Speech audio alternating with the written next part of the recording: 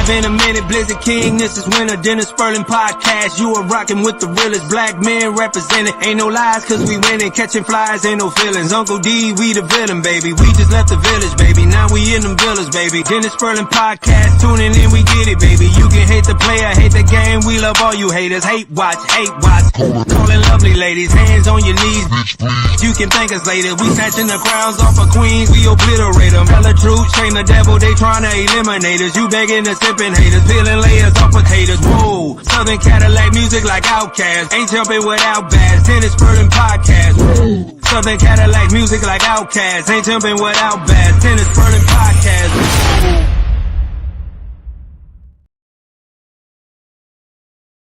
Whoa. Look, you might not like it, but that's still who we are.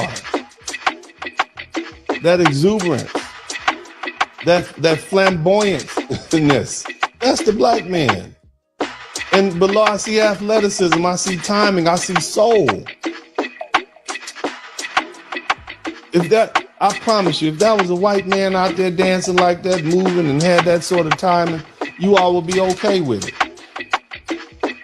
And I'm telling you, it's okay to be okay with it. It's appropriate. He is at the African-American graduation. He's getting his AA degree. That boy is probably no more than 19, 20 years old.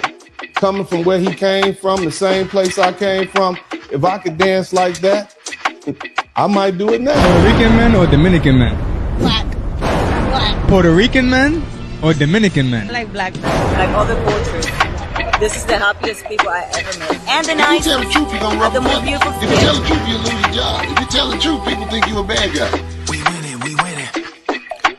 We foundation inventors over here. Black men been building and contending over here. Gender wars have started, lot of sinning over here. Trying to get it together, no pretending over here. God's plan is real, they attacking the original. How you want protection in your section, hypocritical. How you want a real man, think it's so cynical. Number one, in hospital deaths, talking clinical. Depression turn 50, die alone, it's preventable. You can't even wear your own hair using chemicals. You won't even listen to your man, not identical. You having them Drake babies, we not feeling you. Time is running out, you can't hide, we revealing you. Ain't nobody ever told the lies that we see in you. Divest, vanilla up your pie, still invisible. That's why we fly to friendly skies, and here's the proof. Yeah, baby, we winning over here. No drama, no mamas, yeah, we winning over here. Options, we got options, we winning over here. One take a L when we winning over here. This when it feels like we winning over here. Celebrate, they hate while we winning over here. Smell that, that's confidence, we winning over here. Passport, no doubt, cause we winning over here.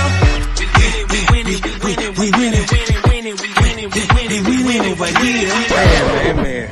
Can't wait to get back to Thailand, man. Got on my Bangkok shirt, man. I'll be back out there. Oh, yeah, I'm ready. I'm just peace, relaxation. You had enough of the Matrix? Oh, man, I already had enough when I got back almost 2 months ago. Different. What I tell you, when you come back, everything oh, yeah, always. We winning over here. Jump the blizzard jumps. Jump the blizzard, yeah, the blizzard jumps. Jump the blizzard, yeah, the blizzard jumps. Jump the blizzard, cause the blizzard jumps. Finances are short, so they taking from the men. Open up them borders, let them immigrants come in. Dilute the water, so you sipping from the sin. Bioengineered all the food that's going in. This is science meat. FDA approved science meat, of course. It was grown in a vat instead of inside an animal's body. And I'm about to chow down on it.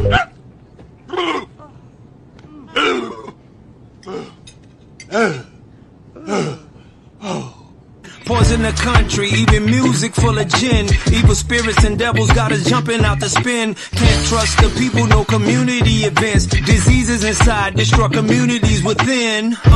Yeah, baby, we winning over here. No drama, no mamas, yeah, we winning over here. Options, we got options, we winning over here. Why take a L when we winning over here? That's when it feels like we winning over here. Celebrate, they hate while they winning over here. Smell that, that's confidence, we winning over here. Passport, no doubt, I'll be winning over here. jump the blizzard and the blizzard jumps me. Up jump the blizzard talking about the blizzard king. Up jump the blizzard and the blizzard jumps me. Up jump the blizzard talking about the blizzard king. Up jump the blizzard, yeah, the blizzard jumps me. Up jump the blizzard talking about the blizzard king. Up jump the blizzards and the blizzard jumps me. Up jump the blizzard talking about the blizzard king. And $1 million for you can't see the pumps. Not country. Country girl just love you just because. You want to work so hard? You work too hard for that town girl. Country girl take you how you is. Country girl accept you. You understand what I say? Country girl will cook for you, clean for you, wash your clothes for you, make sure wipe out mat out your eye for you, dig out your nose for you, bust your bum for you, turn in no time for that. I'm trying to see what that be like right there. Look, be that time. 100 means forward. You requested it, so we rewound. Yeah, baby, we winning over here. No drama, no mamas, yeah, we winning over here. Options, we got options, we winning over here. Why take a L when we winning over here? That's what when it feels like we winning over here. Celebrate their hate while they winning over here. Smell that, that's confidence, we winning over here. Passport, no doubt, I'll be winning over here. Up jump the blizzard and the blizzard jumps me. Up jump the blizzard talking about the blizzard king. Up jump the blizzard and the blizzard jumps me. Up jump the blizzard talking about the blizzard king. Up jump the blizzard, yeah, the blizzard jumps me. Up jump the blizzard talking about the blizzard king. Up jump the blizzards and the blizzard jumps me. Up jump the blizzard talking about the blizzard king. We winning, we winning, we winning, we winning, winning, winning, we winning, we winning, we winning, we winning.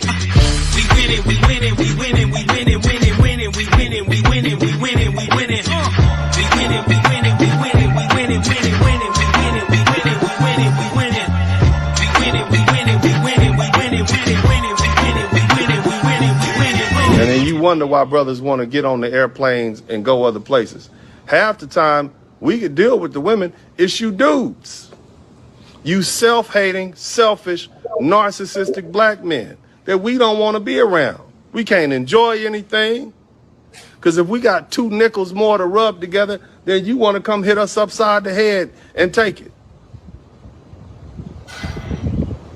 Y'all always coveting somebody else's stuff. Y'all, truthfully, y'all jealous of that man, Aaron Sloan. You wish you could speak like him. He was too proud, and so y'all wanted to break him down, just like the slave catcher DNA that's running through your blood.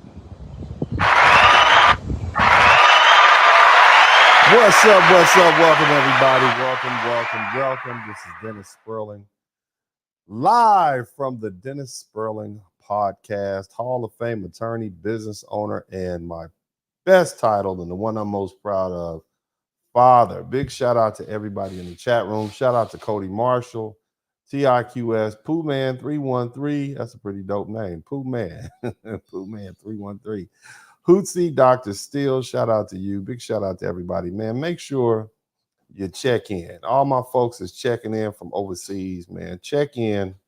Let me know where you're checking in from. All right, it's Detroit in the house. Big shout out to Detroit. I got big business going on in Detroit now, man. I'm looking forward to opening a law office in Detroit sometimes before the end of the year. Shout out to everybody in Michigan. Shout out to Detroit. Where is Detroit at? Yeah. Somebody say, yeah. Big shout out to Michigan, man. Michigan. Shout out to Detroit. Yeah, so I'm going to open a law office in Detroit soon. Start doing some business up in Detroit, man. Detroit's one of my favorite cities. Chicago, Detroit. I love those places, man. And I'm actually looking forward to going up there and checking out some of the games, the Tigers. I mean, it's just a historic city. There's so many great people, great African-American people, great black people have come through Detroit, man. I got much love for Detroit. Big shout out to Bakersfield, California. We got North Carolina, San Antonio, Texas. Who else we got up in here, man? The Philippines is checking in. Wow. We got the Philippines checking in, man. Shout out to the Filipinos, man. Shout out to all the Filipinos who came through and represented well for the Passport Bros. Shout out to the Passport Bros, man. Shout out to all the Passport Bros. Big up to you fellas. Overseas, enjoying yourself, man. It's The summer is starting to wind down a little bit. You know what I mean? Right? Starting to wind down a little bit. And you know, it's we getting back to what we do. You see what I mean? And we're gonna be busy here this this winter, this fall, and we're gonna make some groundbreaking podcasts right here, man. So shout out to everybody who's been here for a minute. Who else we got? Minnesota, NOLA, of course, Indiana. Of course, we got NOLA, Indiana up in here. Yeah. So anyway, you guys who've been here for a minute, how long have you been here? If you've been on my page more than a year, go ahead and put the number of years you've been here. If you've been here a few months, type the number of months you've been in here. My podcast is a lot different than a lot of most. And the reason they call me Uncle D, because I'm like family. Somebody type family in the chat room. I'm going to tell you how it is, whether you like it or not. You can call me anything you want to call me. Toxic masculinity, homo, whatever you want to say, phobic. I don't care, because I am interested in creating better Black men. Okay, BBBs. I'm interested in creating better Black men. In fact, I want Black men to be the best men they can be. That's what I'm interested in. And if it means I have to talk to you in a way that may make you uncomfortable, make you have to rethink some of the decisions that you've made in your life, well, then that's what I'm going to do. And if you guys haven't figured it out yet, I really don't care what other podcasters are doing. I really don't care what they say. I'm not interested in what YouTube has to say. I'm not interested in what Facebook has to say. All the people watching me on Twitter, I don't care. Y'all realize that Uncle D does not care. I'm going to do this work. I'm going to help try to create influence Black men to be the best men they can be. And then that's going to be it. I'm an advocate for Black men. I'm an advocate for Black men, which means I stand in the cut for Chris Brown. I stand in the cut for R. Kelly. I stand in the cut for every Black man, whether accused, guilty, whatever. I'm going to stand in the cut for my brothers, because I'm not going to allow, let me say that again, I am not going to allow folks to just destroy the reputation of Black men, period. Just not going to do it. Number one, because I am a Black man. More importantly, because I have 3 Black sons who will inherit, they will inherit that reputation of degeneracy that's been passed down from one generation of Black man to another. And it's totally unfounded. Okay? The deadbeat daddy trope, totally unfounded, been debunked over and over again. You Black men who are listening to this, the minute you have a child, you are going to be deemed a deadbeat dad by default. And so I don't think that that's fair. My children are innocent, just like your children are innocent. And we don't have to let that happen. We can use our platforms. We can use our voices to speak up for ourselves. We don't allow destiny to dictate to us who will be. We guard our reputation fiercely. And part and parcel of that reputation, and the major part of that reputation, is Black fatherhood. Somebody type Black Fathers Matter in the chat room. Somebody type BFM in the chat room. Somebody type Black Fathers Matter in the chat room. Come on, y'all. Let's get some crowd participation. Somebody type BFM in the chat room. BFM in the chat room. Let's see it. Come on, give it to me. Black Fathers Matter. That's what this should be about. The whole reason that there is even a black manosphere is because first there was a manosphere. And the reason that there is a manosphere is because there was something called the men's rights movement. Men got together, white men specifically, and did their very best to try to change the laws that negatively affected the outcomes that fathers were receiving in the family court system. And so after years and years of trying to get the family courts and the legislators to change some of these biased rules that favored women over men as far as parentage, they realized it was futile because it was big business. And they said, oh, well, heck with it. And they sought refuge on the internet. This is back when they had the startup cheer. You guys remember that? No, this is what some of those chat groups were about. Fathers resorting to the internet to gripe and complain about how unjust the family law system. That was back in the 1990s. Here we are 30 years later, and we're still dealing with that. But those men went to the internet and they began to complain. And that gave rise to what we call the black or the manosphere, MGTO, TOW,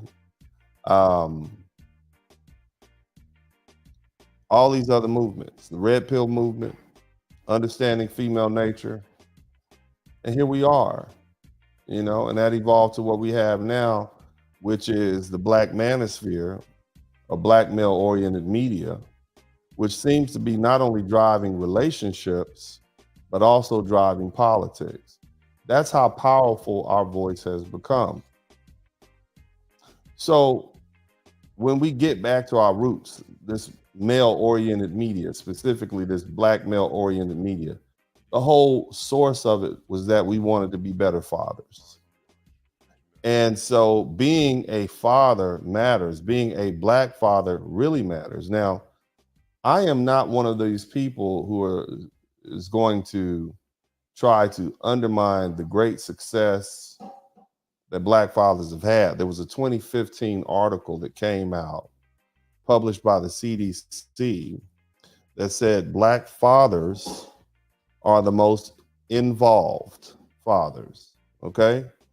Black fathers are the most involved fathers of every other ethnic group, okay? And a lot of people didn't like that because it went against the negative trope, and there was science behind it. And there's been a big deal made about it, and I'm sure pretty soon people are going to say, well, that's 10 years old, things have changed. But it still remains true. And so we want to give credit to those men. We want to give credit to the black men. But this, again, like I said, the CDC came to the conclusion that black dads are actually better fathers than every other group of men. And we want to keep that going. We want to keep that going. So what I'm going to do today is I'm going to take the opportunity to begin to explain to you all what my thoughts are on fatherhood. For you all who don't know, see, I'm not one of these people giving you advice from a place of, or should I say, from lack of knowledge. I'm speaking to you all from a place of knowledge. I'm speaking to you all from a place of experience. Pretty much everything that you fellas have had to deal with, whether it be baby mama problems, ex-wife problems, divorce problems, I've had to deal with that. And some of you all know that I'm still dealing with that. But I don't accept any excuse available for not being a father to my children, because at the end of the day, I am the one who got that woman pregnant. Now, I will caveat and tell you guys this. Very, very difficult, nearly impossible to co-parent if you have a woman who is not cooperative. Now, this is not going to turn into a blame women fest, but let me say that again. You cannot co-parent, or it's nearly impossible to adequately co-parent if you don't have a woman who is cooperative. If you got one of these hard-headed, thick-necked, hard to deal with women that does not want to co-parent or wants to hold the children for hostage, then you are going to have limited success raising your children and being the best father you can be. That's just what it is. And a lot of women go out of their way to make it extremely difficult for parents, men specifically, to co-parent. It's almost like they get their kicks and giggles out of holding the children hostage and then turning around and talking bad about you once you give up and say, oh, well, I'm out, can't deal with this. And then they want to turn around and call you a deadbeat dad because you either ran out of money or you just got tired of dealing with the ridiculousness associated with trying to get a woman to cooperate with you just for the purposes of you being able to raise your sons, okay, or daughters. All right. Now, as I said before, I'm a dad. My greatest title is being dad. I enjoy being a dad. And at the end of the day, the only thing that really matters in your legacy is your children, is your living legacy. Somebody type living legacy in the chat room. These are my two oldest sons. This is at my induction into the Hall of Fame at Southern University. This young man dressed in black to my right, or on the picture to my right, is my oldest son, Dennis Amon-Ra Sperling. And the young man here to the left is Roman Alexander Sperling, also known as the Crimson Son. And of course, this is me at the banquet at Southern University being nominated into the Hall of Fame. Now, some of you all know that I have another son, Elijah. That's my little light-skinned son. Shout out to all the light-skinned brothers. He and I did some light-skin problem solving while he was here. He's a. I have a lot of fun with my children. I definitely, at this age, I crack a lot of jokes. I've always been a very humorous person, but I'm gonna say this. I want y'all to hear me, and it's about when it's about to get offensive. My children fear me. My children fear me. Let me say that again, okay? My children fear me. They fear the fact that I will discipline them with corporal punishment. They fear the fact that I will raise my voice and yell loud at them. They fear repercussions if they don't follow my instructions, or they demonstrate a lack of respect, or they are in some way inviolative or violate some of the rules that I have for how they should comport themselves as young men. So my children fear me. Somebody type fear in the chat room. I'm giving you the game now. You guys might not like to hear it, and I'm explaining to you, my children fear me. They fear me. And that fear that they have of me is what causes for them to stay in line when they otherwise would do something that would be detrimental to themselves or to my home or to their legacy. See, fear of your father is going to stop that 2-year-old child from running in the middle of the street when the car is coming. Fear of what your father is going to do to you will stop you from sneaking out the house at 15 years old. Fear of what father will do to you will cause for you to respect your mother, even when she's talking out the side of her neck and being disrespectful herself. And that same fear for authority will carry over into adulthood and calls for your children to be able to survive encounters with police officers and keep their cool. See, the authority is what they fear. And a healthy fear for authority will keep you alive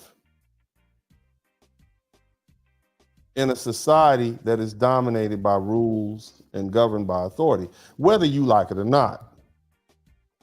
That police officer who pulls you over in the middle of the night with the badge and the gun can very well take your life if he fears for his life. If you lose your cool, he will call for other men with little blue suits on and badges and guns, and they will beat you, handcuff you, and throw you in the back of a police car if they don't unalive you first. And thereafter, they will be awarded for unaliving you with a paid vacation, 6 months off. More likely than not, they'll come back in and they will get a raise. This is what happens when you don't fear authority. Now, some of you are saying, well, I don't like the word fear. I don't care. Because the other thing you have to understand is that children have underdeveloped brains. You are sitting here trying to rationalize with a 6-year-old. You are sitting here trying to rationalize with a 6-year-old and explain to the 6-year-old why they shouldn't eat ice cream before dinner. You and your grown adult self are trying to rationalize with a tyrant, because that's all children are. Children are tyrants. They think like tyrants. They will do anything they get away with, they can get away with. And if they don't fear any repercussions, then, well, they're going to do it. And one thing leads to another. Next thing you know, your kids will be cussing you out in front of your house for all your neighbors to see. And so when you're dealing with people who are tyrants, even in big person world, you have to instill the fear of God in them. Otherwise, they'll run all over you. Shout out to Johnny Harris. Thank you so much for the $4.99 super chat. So my children fear me. And the reason they fear me is because I want them to fear me. They fear me because of repercussions. They fear my voice yelling. I even had a conversation with my youngest son. I asked Elijah, who's 8 years old, and he comes and goes. He lives in another country. Specifically, he lives in Jamaica with his mother, and we're still working out the issues.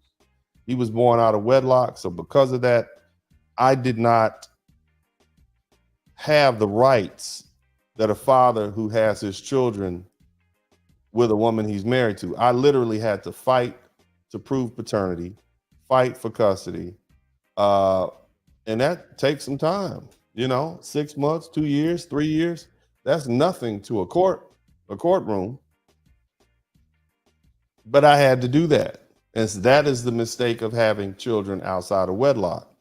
You have less rights. Now, some will say, well, if she gets pregnant during the marriage, you have rights. But what if the child is not yours? You're still obligated to pay for child support. It's a jacked up system. But the bottom line is, I had to have a conversation with him and explain to him, because he had expressed to his mother that he didn't understand why daddy yells at him. And so his most recent visit, I said, so son, if I said, you don't like me yelling, if I said, hey son, got up real close, hey son, can you please, if you don't mind, you mind cleaning your room and then brushing your teeth and go to sleep? I certainly would appreciate if you did that. That would make me very happy if you would just, make your bed in the morning and eat all your vegetables, and, try not to talk so loud when daddy is sleeping. I would appreciate that. And, that'd make me very happy. And I asked him that question in that manner. And I said, son, would you adhere to my request if I said that? He said, no. I said, well, what would you do? He said, I'd probably laugh. The 8-year-old said that. And I said, so now do you understand why I yell at you? Like a Marine Corps staff sergeant to get you to do what you need to get done? He said, yeah, I understand. And my other sons understand that too, because in raising them and explaining to them what I'm doing, I'm teaching them how to be the best fathers that they can be. You can't negotiate with a tyrant. And the minute you start trying to rationalize with a child, you're basically negotiating with a tyrant. And that's going to fail. I am not my children's friend. Listen to me. I am not my son's friends. They understand I'm not their friend. I'm their provider. I'm the person they call when they need something. I'm the person they call in an emergency. I am here only to protect them until they can protect themselves. Now, how does that work? So we've talked about the concept of fear. How do you make your children fear you? Well, discipline will do that. We've talked about the mind, what you're dealing with, the tyrant. It doesn't matter what they think. It only matters what you think. And you, as a parent, should have already charted a course for what you want for your children, even before they were born. People folly into parenthood by happenstance without any considerable thought. You put more decision making into a house that you intend to buy than you do with how you're going to raise your kids. Now, the other thing you have to understand, fellas, and whoever's listening, there's a big sacrifice that goes along with being a father that matters. See, I am not one of these fathers that tell my children to do something and then don't throw any resources behind that.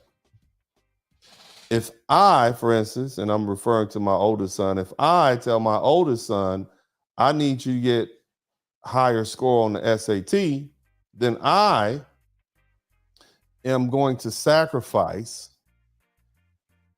my time, energy, and money and send him to a tutoring session or SAT tutoring, no matter what the cost. I literally spent nearly $10,000 sending my son to tutoring about a year ago at a place here in one of the neighboring towns so that he can increase his SAT score. And it worked. It got him up 300 points. And that should pretty much guarantee to get him into one of the local universities here in Houston without any issues.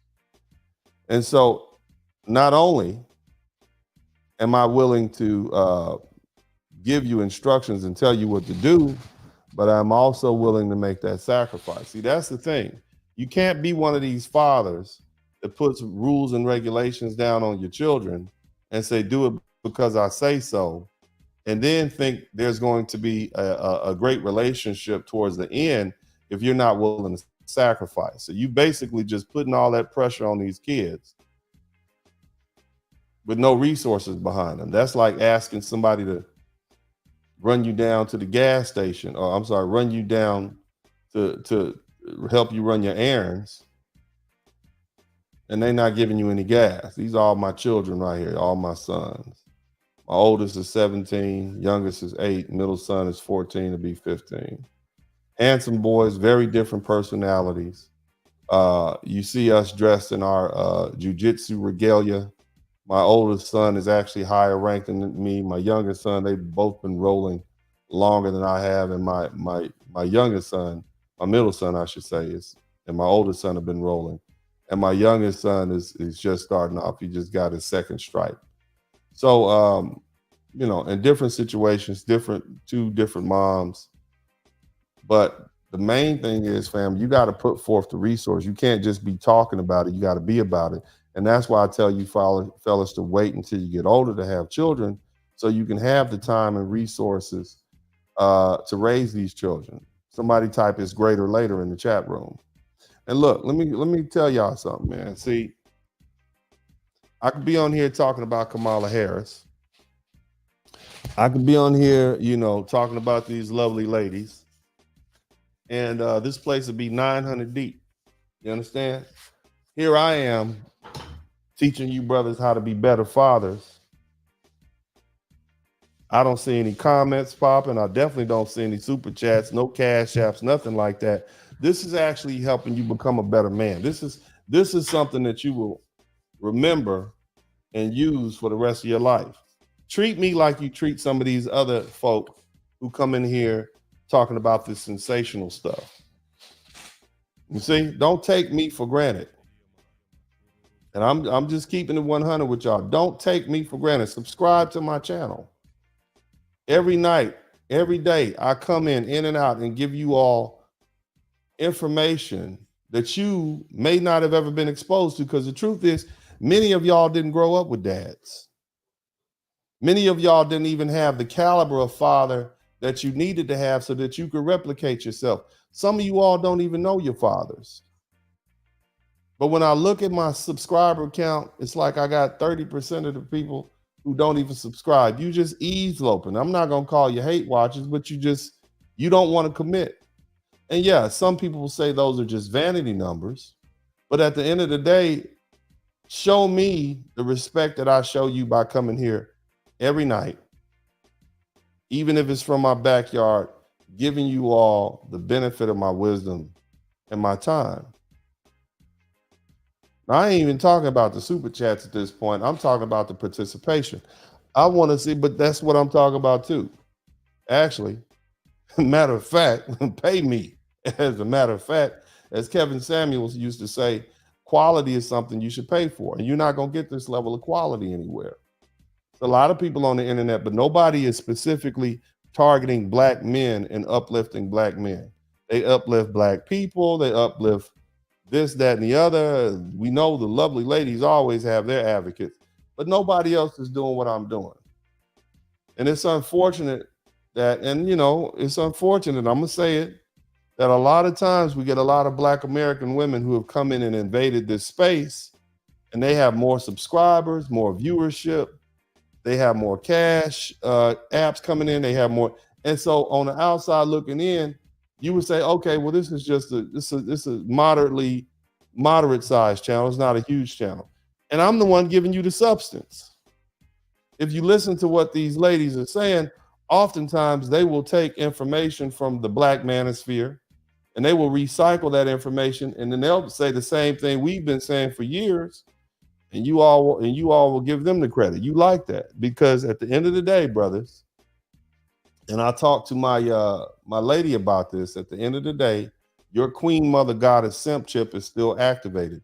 Many of you all wouldn't even, you hearing what I'm saying, but you'd have to hear it from a woman to believe it. I'm telling you, you got to make your children fear you to save their lives and force them to respect authority. Nobody's going to tell you that.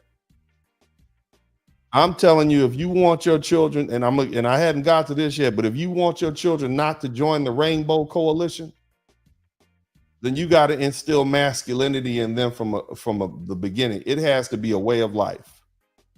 And the only way you can do that is you have to do masculine things. All the time you see me having my sons lifting weights. You see me taking them to Shotokan. You see me letting their instructor yell at them and scream at them and forcing them to have to control their emotions. That's going to stop them from snapping on their boss. That's going to stop them from snapping on a police officer or a judge. That's going to stop them from snapping on their woman when she get out of pocket with them. They will be able to control their emotions. On top of that, the masculinity training, lifting weights, being rewarded for being strong. When do we do that? Where do we do that now in modern society? What other father do you see? I've had my sons even before they could lift weights, or thought they were, or even were strong enough to do anything substantial. I had them lifting weights because a child's mind, as it thinketh, so it thinketh does. So what is that? What I'm trying to explain is, if you make a boy think he's doing something, then in his mind, he's doing it. So that's why I had him lift. It might have been 2 pounds, but they thought they were lifting something heavy and they were trying to do it. And so now 10 years later, I got a 16-year-old, 17-year-old son that can bench press 280 pounds, and he only weighs 171 pounds. So he's stronger than most grown men. And that is from the mind of his father. And I'm giving you all this. I'm giving you these gems, and you all don't treat me right. I'm just keeping it 100 with you. I see my numbers. I see my numbers, and I see what other people's numbers are. I know that I have an impact because when I leave my house, it never fails. There's always someone, hey man, keep doing what you're doing. Brother, I appreciate you. 3 or 4 people will approach me anytime I'm out and about, especially you brothers. I know you brothers are watching. I know you're listening, brothers. You see me out and about in the street. Hey, what's up? You see me at the airport. One cat caught me in the bathroom at Houston Intercontinental and wanted to give me a shout out. I'm down in the Dominican Republic. Hey, what's up, brother? I know you all reap the benefit of this wisdom and me exposing myself. Look how hard this is to become a public figure, to be out here telling it's difficult, but I do it because I love you. I do it because I want to see you ball. I do it because I want to see black men better. So you all need to support me like you support those folks with the shenanigans going on. Those ones that all they do is reviews of other video. That's in the YouTube industry, that's a gimmick. People that make comments on other people's videos, there's no originality in that. They're basically just giving you an opinion on somebody else's content. I'm actually making content. I'm a content reviewer. I'm a content creator. Those people are content reviewers. I want you to think about the quality. So there's no gimmicky stuff. You don't see any fancy lights behind me. It's just one black man and a microphone. And I got a stadium full of black men who come to this page, 70,000 black men. So what does that tell you? That tells you I'm feeding the masses with something that's substantial. And I'm proud of the work that I do. And I'll stand on that. I stand on that. Everything I give you all is thoughtful and well thought. So we're going to take a quick break and I'm going to come back with these lessons. But you all make sure that you subscribe to the channel if you haven't already. Join the membership. And if you feel so inclined, commit to the Cash App, whatever you feel is appropriate. Commit to the Super Chat. I'll be right back. I got to get my jelly jar of water because my throat's getting dry. Hallelujah. My throat is dry. So let me take a quick break. I'll be right back. Podcast, click your mouse pad. Yeah, we out back. Hit the like, hit subscribe. Don't just hate watch cause we outside. Let them hate watch. Go and play pop. We just lay back. He don't play that. We on playback. We on playback. We go way back. Black men, yeah, we earn something. Tune in, gotta learn something. Uncle D podcast, bump it. Likes up, hit the sub button. Black man, yeah, we earn something. Tune in, gotta learn something. Uncle D podcast, bump it. Likes up, hit the sub button. This is Dennis Spurling podcast. Don't just hate watch, hit subscribe and let them know we outside. Don't hold hate, donate. Super chat, cash app. Put something in the collection plate. Church.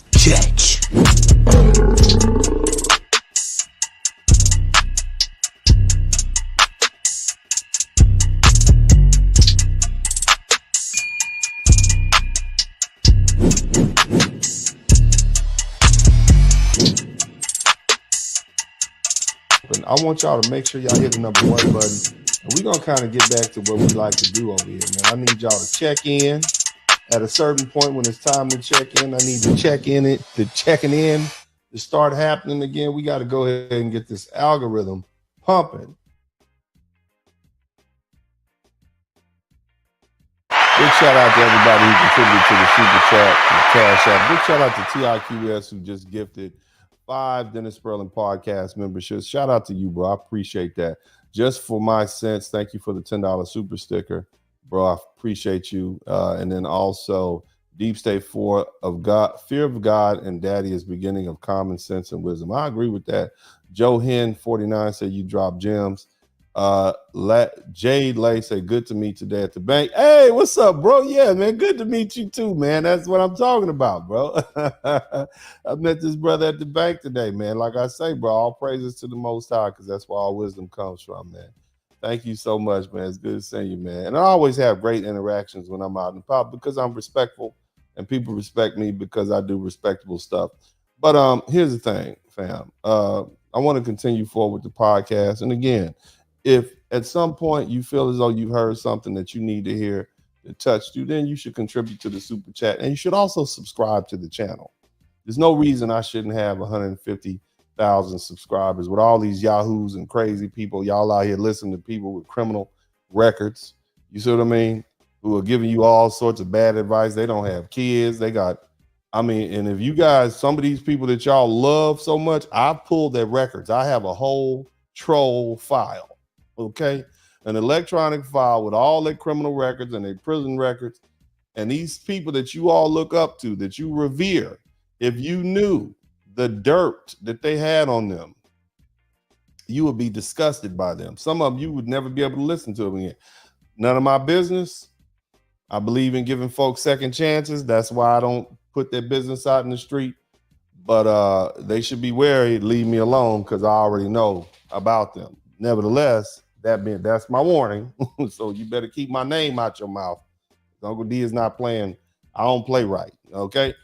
But nevertheless, so the big elephant in the room is this. How do you stop this onslaught of the effeminization of black children? How do you specifically black men, how do you stop the effeminization of young black boys? And I hinted at it before the break. Okay, we are already dealing with a situation where you have something called environmental estrogen.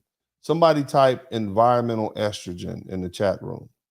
Somebody type environmental estrogen. And see, this is something that Dr. Umar Johnson should be doing. This is what he needs to be talking about. Not talking about, buttered queens. What did he say? Not buttered pop queens and his chocolate. He needs to talk about something serious. Environmental estrogens come from PCPs. They also come from DDT. When it breaks down in the environment, it ends up in the soil. It ends up in the water. And what that does is it basically is consumed by the human body, and it turns into estrogen.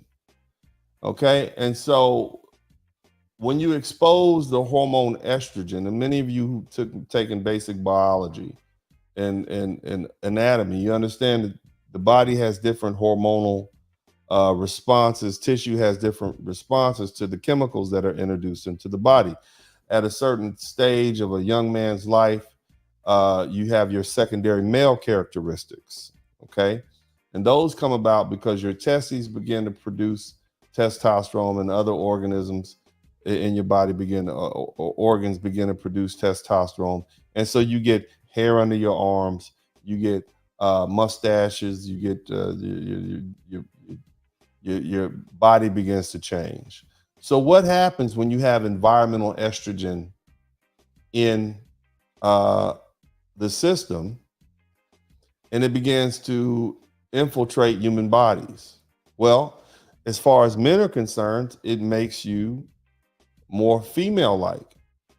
You see a lot of young men out there, and they have those male breasts, and those are they basically have breasts that look like they're men, of course, but then at the nipple area, they bulge out. They're swollen, and that has a lot to do with estrogen. And if you look into some of the foods that they eat as children, especially milk, right? So if you're feeding your children whole D milk and vitamin D milk and cow milk, which has been shot up with estrogen because that's the beef, the cows are eating all this grain, and your children they're getting a shot of estrogen, a minute shot of estrogen every day as children, and that begins to absorb into their body, and it creates secondary female characteristics in men.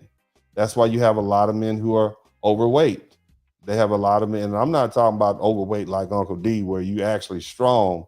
I'm talking about men who are overweight and soft and mushy. You see, that's why they have a lot of emotional issues. Testosterone is like,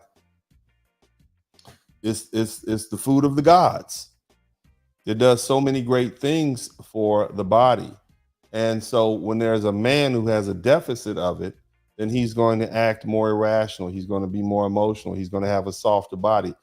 And the generation of children, young men who are coming up behind, they have less testosterone than the men who came before them. The average 18-year-old boy has less testosterone than a 50, 60-year-old man who was born in a different generation, because, and I theorize that it's because that older man has had less exposure to estrogen in his formative years when he was forming. And so what that means is a lot of these young men they are not, hormonally speaking, they are not fully balanced the way they should be. So what do you do with that? How do you fight the environment like that? Well, one of the things that I did is I began to introduce my sons to weightlifting very early, because in building muscles, especially when it comes to using the major muscles in the body, especially squats, it creates more testosterone. The other thing I did is I had them do that on a regular basis. In addition to that, and my lady will tell you this, we had a very limited diet. Here in my house, my boys, for the most part, we only ate meat and vegetables. There was no juice, there was no sweets. And even now, any sweets that we have are usually things that my family will make. Shout out to the Crimson Sun. He actually likes to bake. So the Crimson Sun actually he doesn't cook, but he likes to bake brownies. But everything is made from scratch. My lady makes everything from scratch. And so any sweets that we have are made here. But even before she arrived and came into our lives, there was no sweets in the house, no potato chips, no juice, all of that sugary stuff. It was basically only food they ate was healthy food that could be easily processed. And that's why they look the way they do. That's why both of them have less than 10% body fat, last I can check. You see what I mean? So, what I'm saying is, golly, shout out to Mr. Booker. My goodness. Wow. Big shout out to you, man. You just sent me $2,512 on the cash out. Holy smokes. Shout out to you, Mr. Booker. Wow. Yeah. Okay. All right, hold on a minute. What are you doing out there? Big shout out to you. Thank you so much. I'm saying, I don't want to put personal name on it.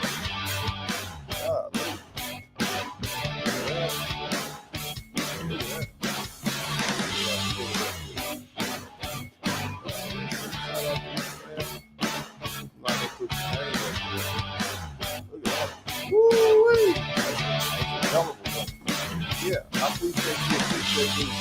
You're looking out.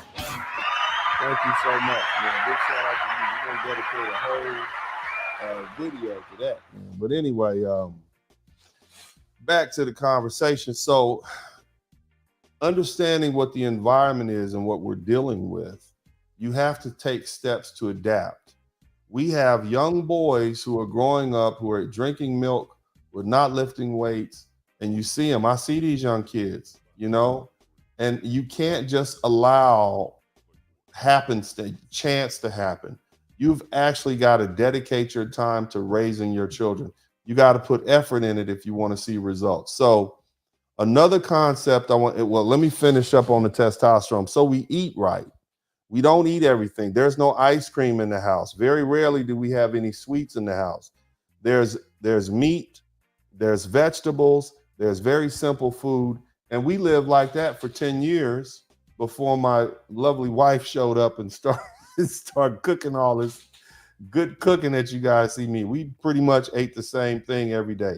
And we practice Shotokan, and we practice jujitsu, and they practice Kempo karate, and they box. And our activities in this household were based around masculine tasks, even to the point where I would take my sons on a Sunday.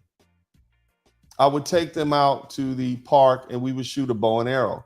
Not because I thought they were going to be proficient and be able to kill deer, but it was a masculine thing.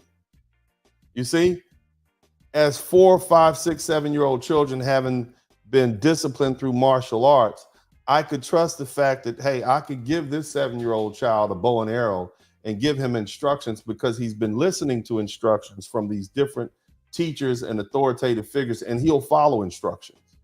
The reason that I'm able to teach my children and the reason they're able to excel in school is because they're able to accept instructions. A lot of kids have not been disciplined to the point where they can accept instructions. I have literally farmed out that aspect of fatherhood. I've gotten help. I've gotten a very harsh older man Shotokan instructor. I've gotten a jujitsu instructor. I've got another karate instructor. These young boys have to listen to men telling them what to do every day, how to step, how to move, how to throw a punch, how to kick. And if they don't do it, then, you know, they might get hit with a stick, according to my Shotokan professor, even though sensei, even though I haven't seen them do it. But the threat makes them do it, that fear. And so they practice listening. And so because they practice listening and they've listened and listened and listened, their teachers don't have a problem with them. They can take instructions. Learning to listen and obey is an art. Many of you can't listen. If I give you instructions right now, you one ear and out the other because you haven't learned how to listen. Okay? You haven't learned how to listen. And your children fall short because of that. Because if you can teach a child how to listen and absorb information, then you can you can teach them algebra, you can teach them trigonometry, you can take a boy and in 4 months help him get a 300 point increase on the SAT. This is what I've trained my sons to do. Okay. Now, the other thing is, and we talked about masculinity, and we talked about how I train them and how they've been taught, and how forcing them to have to adhere to the instructions of other strong men helps them, number one, control their emotions, but also it enhances their ability to learn. Now, some of the other things that I've done with my sons is, and I kind of alluded to this before, all of our activities, well, let me say it like this. For the most part, the average American, your day is planned around the meal that you're going to eat. Tell me I'm lying. Tell me I'm lying that on Christmas, or I'm sorry, on Thanksgiving, it's about a turkey. It's not about Thanksgiving for the life that you live. It's about the turkey. The turkey is mentioned more than the thanks. Shout out to James Mosley. Tell me I'm lying. On Christmas, for you all who eating pork, right? It's about how big the ham is going to be and who's going to make the potato salad. During a regular week, what are we going to eat tonight? What are we eating for lunch? That's what your day is based around. And you wonder why we're so fat. You wonder why your boys are sitting around playing video games until it's time to eat. So let's change that paradigm. What if I said, okay, boys, it's Sunday, we went to church. This afternoon, we're going to go to the park and we're going to shoot bow and arrows. Or this afternoon, we're going to go to the park. I got you guys some army fatigues. We're going to walk into the local forest. We're going to run into the local forest. And I'm going to teach you all how to track deer. I'm going to teach you all how to tell time by looking at the sky. I'm going to teach you how to know the difference between the deciduous forest and the coniferous forest. You see, that's what our Sunday is based around, not about what we're going to have for Sunday dinner. So these are the things you have to do. And something else, somebody write this in the chat room, 4, 5, 14, 15. 4, 5, 4 and 5, 14 and 15. 4 and 5, 14 and 15. Dads, I want all my dads. 4, 5, 14, 15. Write that in the chat room. 4, 5, 14, and 15. Come on. I need participation. 4, 5, 14, 15. 4 and 5, 14 and 15. I did not spend a whole lot of time with my children before they turned 4 or 5 years old. They, for the most part, were at their mother's heel. They were on her hip. They would follow her to the bathroom. You know, women who've had children, you know, you have no privacy. You have no privacy. Your children will follow you into the bathroom. You might have the worst case of diarrhea, but that three-year-old child, 1, 2, 3-year-old child will crawl and follow you, won't let you go, drool dripping off the mouth. They always want something, okay? For the most part, Dad, when a child is 1, 2, or 3 years old, it's perfectly acceptable for you to say, okay, hey, little boy, a little girl, all right, go back to your mom. I'm just keeping it 100 with you. There's really nothing you can do with that child. That child is going to follow mom around. Don't feel bad. It's not that the child doesn't love you. They just don't see the value in you yet. The father's job is literally to pry those children away from their mom at about 4 or 5. Okay? So that child can learn to be independent. Otherwise, when the child gets 5, 6, 7, 8 years old and they still on mommy's hip, it goes to the detriment of the child. It makes you know, the mom has no life. So your job as dad is at about 4 or 5 to snatch that child away from mom and start doing other stuff. That doesn't mean you don't play with your children and you interact with them when they're little, 1, 2, 3, 4, but they don't really want you. Let's just keep it 100. You really don't serve a purpose. You're just the guy that comes home and passes gas and kicks his shoes off in the middle of the floor. That's you. But at about the one they like, that makes them smile, but still they want mom because mom is soft. Mom was the one who has the food. Mom treats them nice. She gives them a lot of attention. But at about 4 or 5 years old, that's when your sons need you. That's when your daughters need you, especially your sons, though, because that's what we're talking about. From about 4 to 5 years old till about 14 to 15, that's your time to shine, fellas. Because after those children turn 14 to 15, their friends have their ear. They no longer see you as their knight in shining armor. They love you. They respect you, especially if you've done it right. But you have about a 10-year time stretch to be a parent. That's it. So when people say, I'll raise you from 18 years old, nah, mom had them from about 1 to 4, from when they're born to about 4 or 5.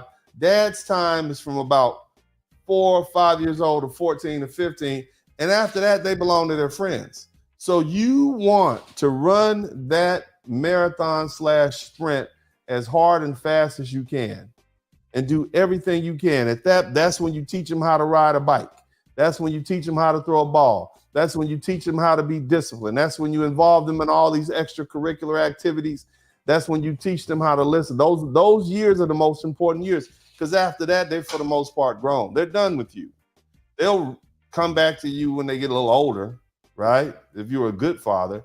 And then also at about 14 to 15, there's no need to continue instilling the fear in your children if you've done it right. If you did what you were supposed to do, that's when your children reach a certain level of understanding, and then they begin to understand why you did what you did. Because see, at that point, they can look back at themselves and they can look back at younger children and say, darn, that child is spoiled. Darn, that child has no discipline. There's oftentimes when my sons and I are out and about in public in restaurants, and we'll see bad kids jumping up and down and doing stuff. And I'll say, look at them badass kids. Them badass kids, bad kids get my nerves. But I can't. You got somebody type bad kids in the chat room. If you have bad kids, I'm about to get up and leave. Okay, I'm out of here. I am not. I'm gone. All right. And when I'm in public places, and some bad kids, oh no. And my children now see The difference between how they behave themselves and how I did. Have you ever been on an airplane with some bad kids? Yelling and screaming and jumping. I was on an airplane flight. Lord knows I hate flying coaches. Sometimes they just run out of kids. They run out of space. So they got kids. His mama and his daddy is sitting there. He's sitting in one seat with the girl children. The other one's sitting in the back. The kids jumping. I'm like, oh my God. I would never allow my children to behave that way. Well, I taught my children early on, you respect other people. On these planes especially. You $36,000, 36,000 feet in the air, flying at 600 miles an hour in an aluminum tube through the sky. The last thing people want to hear is your loud children. In fact, with your little bag, you walk straight down that aisle. I'm going to be straight behind you. You don't turn left or right because you can hit somebody in the head as you walking down the aisle. These basic things. And I could talk to you indefinitely about spatial recognition and giving people space. The sign of a bad child, an untrained child, is when they're in line and they get right up on somebody who they don't know. That's a sign that they have no understanding of spatial recognition and no boundaries instilled in their family. That's another sign. But as I said before, what you want to do is focus on those years from 14, 15. And as the Bible says, you bring a child up in the way you want them to be.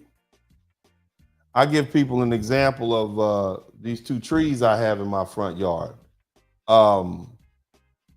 Back around about 20 years ago now, there were two trees. They were identical, they looked the same.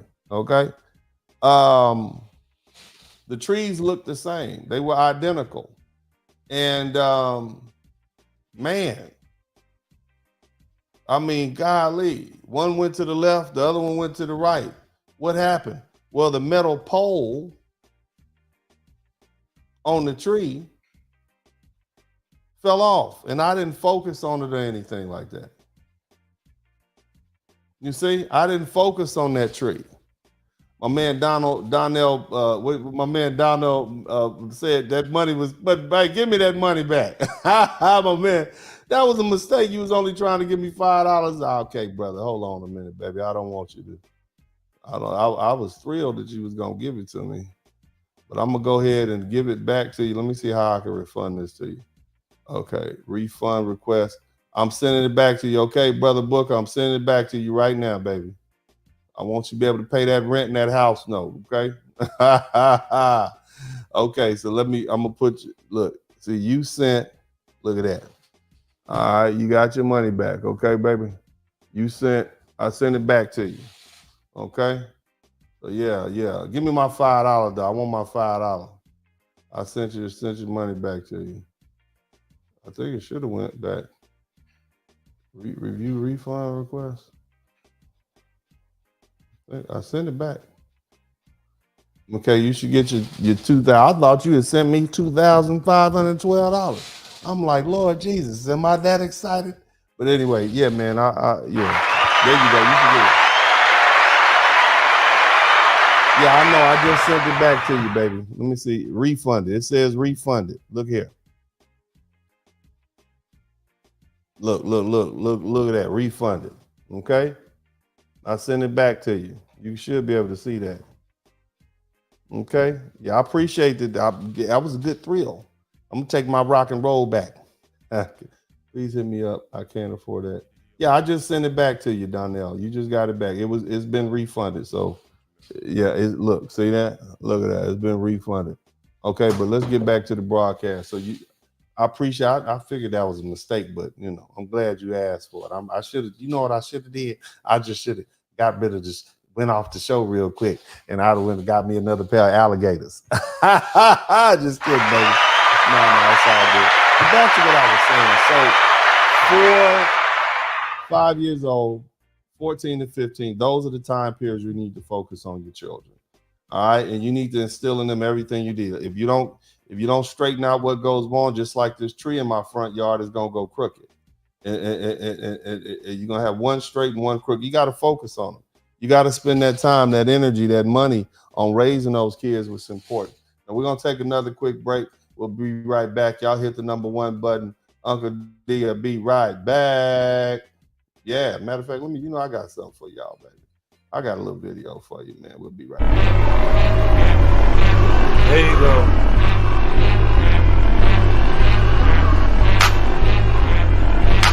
I like that clap.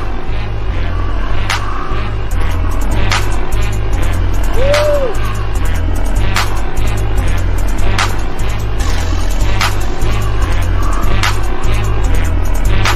Not bad to be light skin, huh?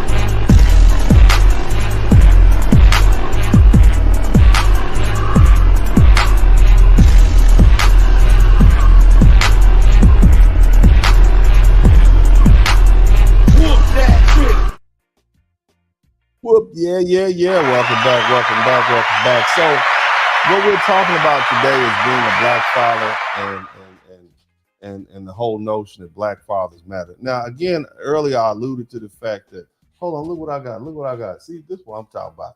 See that? I could be here eating this homemade sushi that my lovely, beautiful fiance / wife / girlfriend / low carb. I could be eating that instead of fooling around with you people. Okay, but anyway, let me get back to the conversation. Man, golly, I'm hungry now. Give me something to eat. Anyway, so shout out to my lovely wife. But fam, I done lost my train of thought. What was I about to talk about? I done lost my train of thought. Father, what? Oh yeah, that's right. Dealing with these crazy women. That's right. Somebody type, no, don't say that. So somebody type crazy women in the chat room. Look, if you got a partner, you done picked this woman and she hard to deal with, Lord Jesus. You got to, first of all, it's nearly impossible to raise children if you don't have a cooperative co-parent. Okay, it's nearly impossible to do that. If you got a crazy woman and she's selfish and self-centered and egotistical and she calls herself wants to punish you, you can't deal with her. She holding those kids hostage for more child support. She got every new boyfriend she got got your kids calling him daddy. You just picked the bad one. Part of the reason why a lot of these broads are going over, a lot of these men are going overseas to get women who are overseas because they have their own crazy, but it's not this kind of mechanized crazy. It's not this kind of straight off the cliff crazy. Okay. And so because of that, you're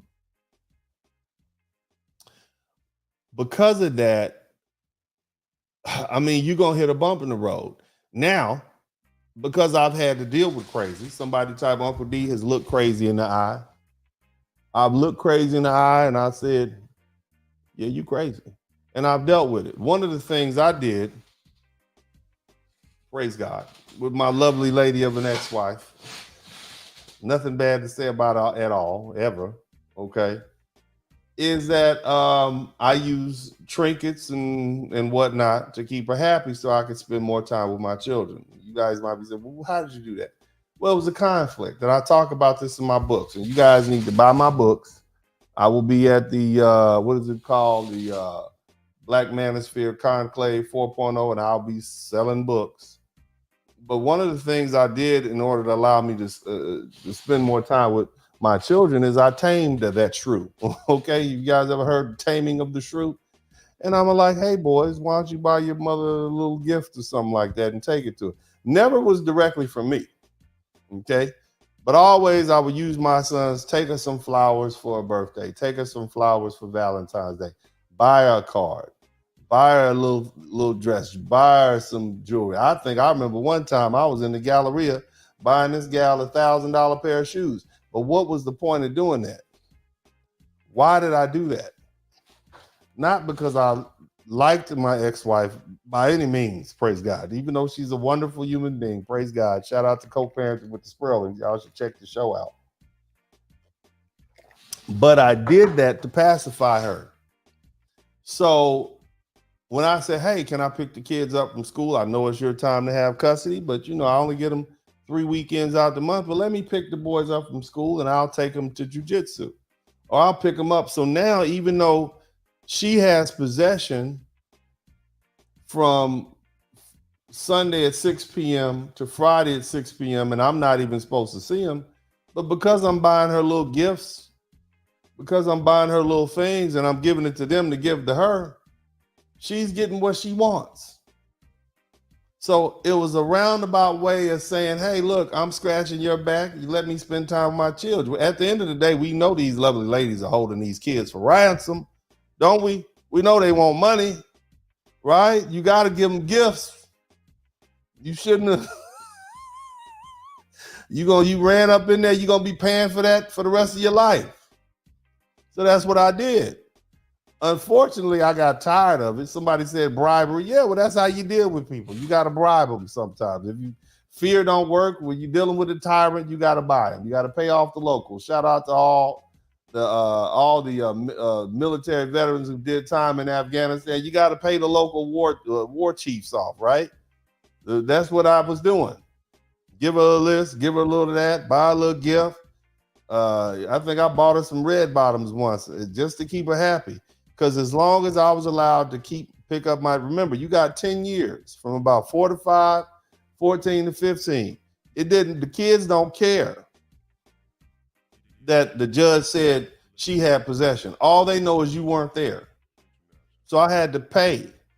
I had to buy gifts and do nice things and cooperate and smile when I didn't want to smile. And I did what I had to do. And so now I have a great relationship, at least with my 2 older kids. And I'm doing the same thing for my youngest son. That's a different situation because we got somebody, and I done got to the point I don't feel like paying these war chiefs anymore. You understand? And so now I'm just going to use the legal system. Now, if I was willing to pay these war chiefs, then I'm sure I would see all my children a lot more. But now it's like, hell with that. I don't have the time for that. And see, when you do that and you constantly giving this woman who used to be with you money or whatever through your children, you can't have a new woman in your relationship. You can't bring another woman because it looked like that new woman, there's another woman sniffing around that throne. And no queen wants to sit on the throne that another queen is sitting on. Okay? So I had to cut all of that out just so I could make way for a new healthy relationship. But I did what I had to do for 10 years until my sons got old enough where they recognized the value of dad, what dad did, the sacrifices dad made. And and I spent the time with them. See, I was the one picking them up from school Monday, Tuesday, Wednesday, and Thursday, and taking them to their mother's house afterwards. See, I did that. I did that because I'm like, hey, if you want me to keep buying you these gifts, let me take these kids to school. And so what does that mean? You pick the kids up at 4 o'clock. You got them both in the car by 4:45, 5 o'clock. Practice starts at 5:30. It's a 30-minute ride to wherever you're going. You get a chance to interact with your children for that 30 minutes. Even when they're in the car, you can talk to them. How was school? How's things going? Talk to them about issues that they're dealing with. And then you sit there and watch them practice for an hour, and then you got 30 minutes when you're taking them back to wherever mom is, wherever her house is. And so I get an hour a day every day with my kids. That's more time than some of you parents spend with your kids. And I get my weekends. And I get a chance to have them and I talking. I became a better father when I was isolated with my children because I didn't have the interference of mom. See, the kids will typically naturally gravitate towards mom. They'll gravitate towards mom. And the reason they'll gravitate towards mom is because they love mom. Mom is soft and sweet and nice. But the problem is after about 14 to 15 years of that, they get tired of mom, especially boys. Ladies, you moms who are listening to this, your sons will eventually get tired of you. Just like your baby daddy. Just like your baby daddy. They tired of hearing you're nagging and you're cackling and do this and do that and you don't love me and all the shame and the guilt. They get tired of hearing you. That's why they zone you out. And I know that's hard for women to hear, but they get tired of you. But see, and then when they get tired of you and you ready to punch them in the throat, Then you want to go dump them off on dad and tell him to fix the problem of this 16-year-old boy who's smoking weed, getting tattoos, ditching school, fighting, and got a few pregnancy scares. It's too late. How many of you men have had women alienate you as a father? And then when he hit high school and he started acting all mannish and manly, then she want to go dump him off on your front door with you and your new woman after you done gave up and moved on and told her, just catch me when you get 18. How many of y'all have heard that or dealt with that? Many of you all have, haven't you? He get too big for his britches. She's tired of dealing with him. He's now 16 years old and he's a man. He built tall like a man, and she can't scare him anymore. They to the point now she might even be putting hands on your son, emasculating him, calling him all sorts of names, and it gets to be too overwhelming for him, for her, and so she start dumping him off at your house. You need to go live with your daddy. Well, what happened between ages 0 to 16? That's when he should have been living here. But at that point, that 10-year time period between 4 and 14, and 5 and 15, it's too late.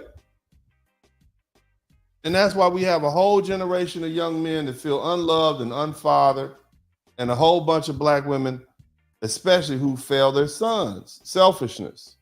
So what did I do? The small sacrifice I made because I saw it coming. Let me go buy this broad a dress. Let me go take her to get her some red bottoms. Make sure these little dudes bring her some little $10, $20 roses. Make sure they take her a Christmas present. We're going to keep her happy. That's the sacrifice that I made. These are my children. It presented me with an opportunity to build and develop a relationship with my children, my sons, take them to the different events and whatnot that I wanted to take them to be around these other very strong masculine men who could also help me turn my sons into men. That's the thoughtfulness that I put in the fatherhood, in the circumstances. No situation is perfect, but you have to work with what you had. Now, are you guys getting gems? Is that good information that you all are receiving? Huh? If it's good information, you should contribute to the super chat, fam. Again, I shouldn't have to have this conversation. If it's good information, y'all should join the membership. If it's good information, you should subscribe to the channel. Don't be cheap with Uncle D. Don't be cheap with me. Okay? Now, we're going to take a little halftime break, and I'm going to present y'all, but I want y'all to think about that, man. You're not getting this anywhere else. We're going to take a little break. We'll be right back. I hope that's helped y'all. You know, we'll be right back. Y'all hang in there. You understand what I'm saying? Hate me all you want to, baby. I don't mind hating me. Hate all you can. Let me go the other way. Hate all you can. Hate everything. But I'm gonna still make you look good. Black men winning. Okay? Come on. Somebody type that in the chat room. Black men winning. Okay? Because that's just what's happening. We are winning. We winning. We winning. We winning. We winning, we winning, we winning, we winning, we winning, we winning, yeah, we winning, we winning, we winning. I know they hating out here, yeah. I know they mad, they all in their feelings, but baby I don't care. She calling the police on me and everything, yeah. Somebody need to get on the phone, call my attorney. Dealing with these hard-headed hoes who ain't learning. Acting all ignorant like a motherfucking menace. She better bundle up, cause bitches about to be winner. Niggas acting timid, why you think she treat a nigga so bad? Turn her only fucking son into a killer. Can't even distinguish who the women, who the bitches. She broke my nigga, even Jesus can't fix it. Navajo nigga got a man up in prison, but quick to tell you get your bag up, bitch quit it. Ever heard of Dennis? Yes sir, get you spurting. We in court early, don't be acting all girly. Keep that same energy, don't need any men. You the man, you the father, you the face of many men. Yep, many Rippleton, taking L's your whole life. While the passport bros taking off the next flight. Some thick, something feminine, rubbing on my shoulders. Be a cold day in hell, Blizzard King try to tell you. A new world is coming, bitch, you better stop sinning. See, God took Kevin, left your sorry ass with Dennis. Somebody type of old broad in the chat room. Talking about men, you can't find them. That just means you had your chance, boo. You had your chance. And your chance has passed you by. Your husband done went on to the great beyond. He's not there looking for you no more. You done hit one wall. Somebody type one wall in the chat room. You done hit two walls. Somebody say 3 walls. Yeah. I want to see you win. And I put pressure on us men to understand how we did not get our masculinity training. And we've been doing our work, okay? But now it's time for you ladies to understand you're going to have to bet on us like you want us to bet on you. I talked to several men this week. I don't just get on here and talk shit. I have men I call around the world and I ask, what do you think about this concept? Level set me. Shout out to brother Dennis Spurley. Dennis, I'm not going to get, well, I don't want to tell people's business, but I'm going to tell you, high value men retire their women or make them come work for them. So ladies, what is it going to take for you to free yourself? Because you and I both know you're dying at these jobs. You're in a toxic. And it led to the creation of various myths surrounding Black individuals. Black men in specific. They portrayed us as being dangerous, untrustworthy, and intellectually inferior. And over time, these beliefs crystallized into entrenched stereotypes, despite the fact that they bear no connection to reality. Yes, Lord!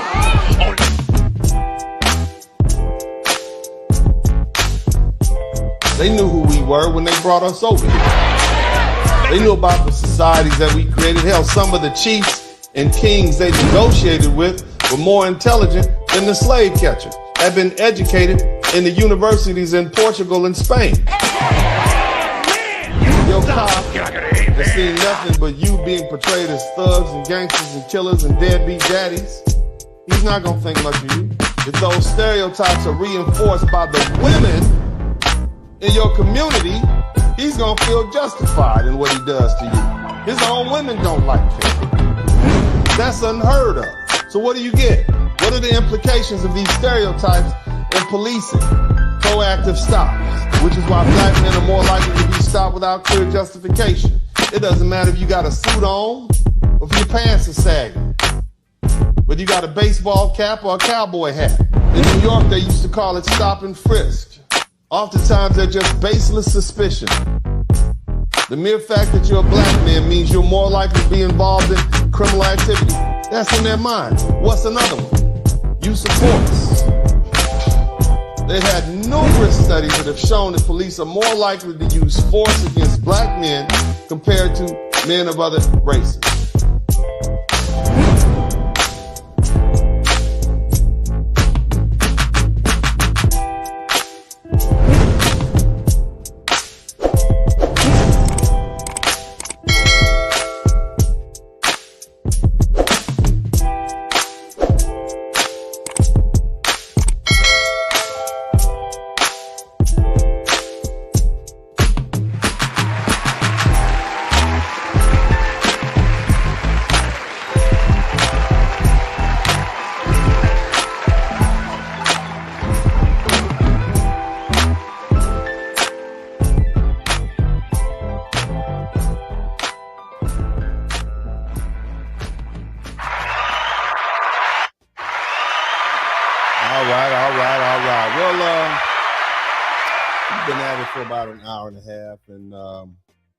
I don't really have anything else I want to add at this time. Big shout out to my man James Mosley. Thank you much, D. I appreciate what you do. Valuable information. Very difficult relationship with my son. Yeah, I know, man.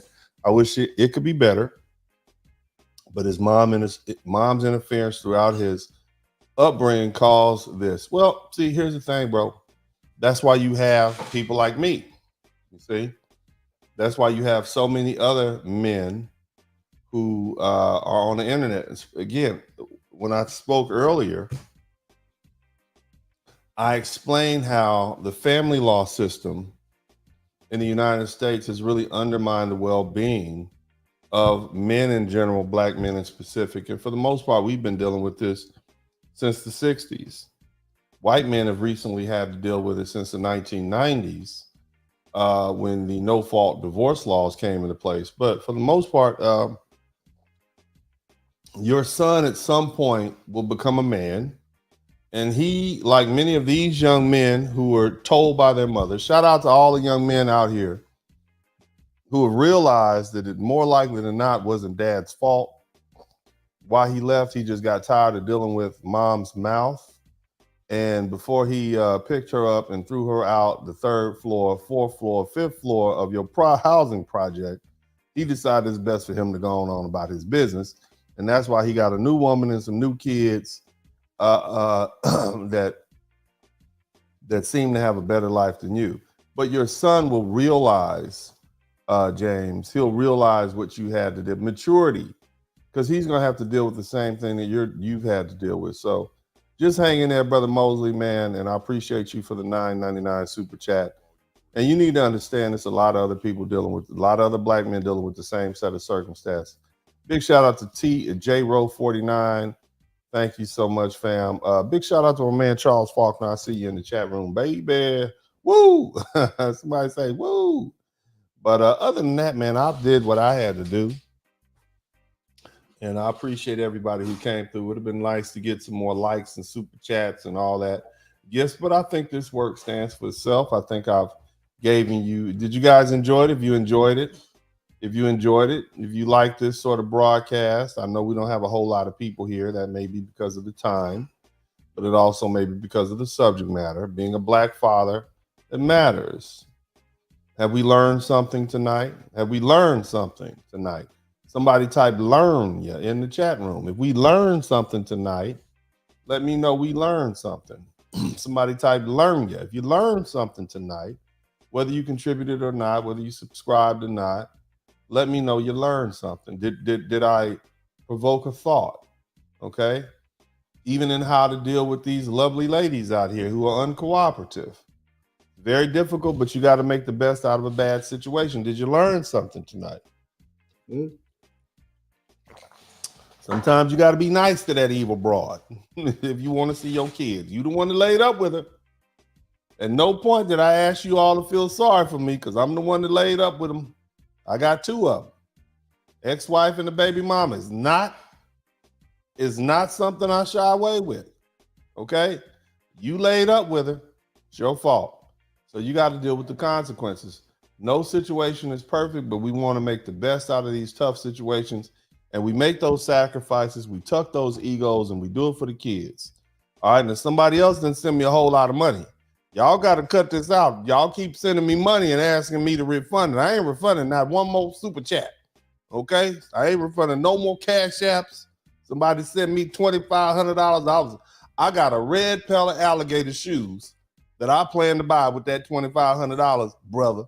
Okay? And you asked me to refund it. You lucky I'm generous.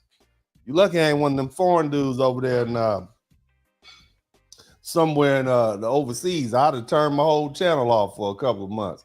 But anyway, y'all, I appreciate that. Don't ask me for that. I ain't gonna even say how much you gave me.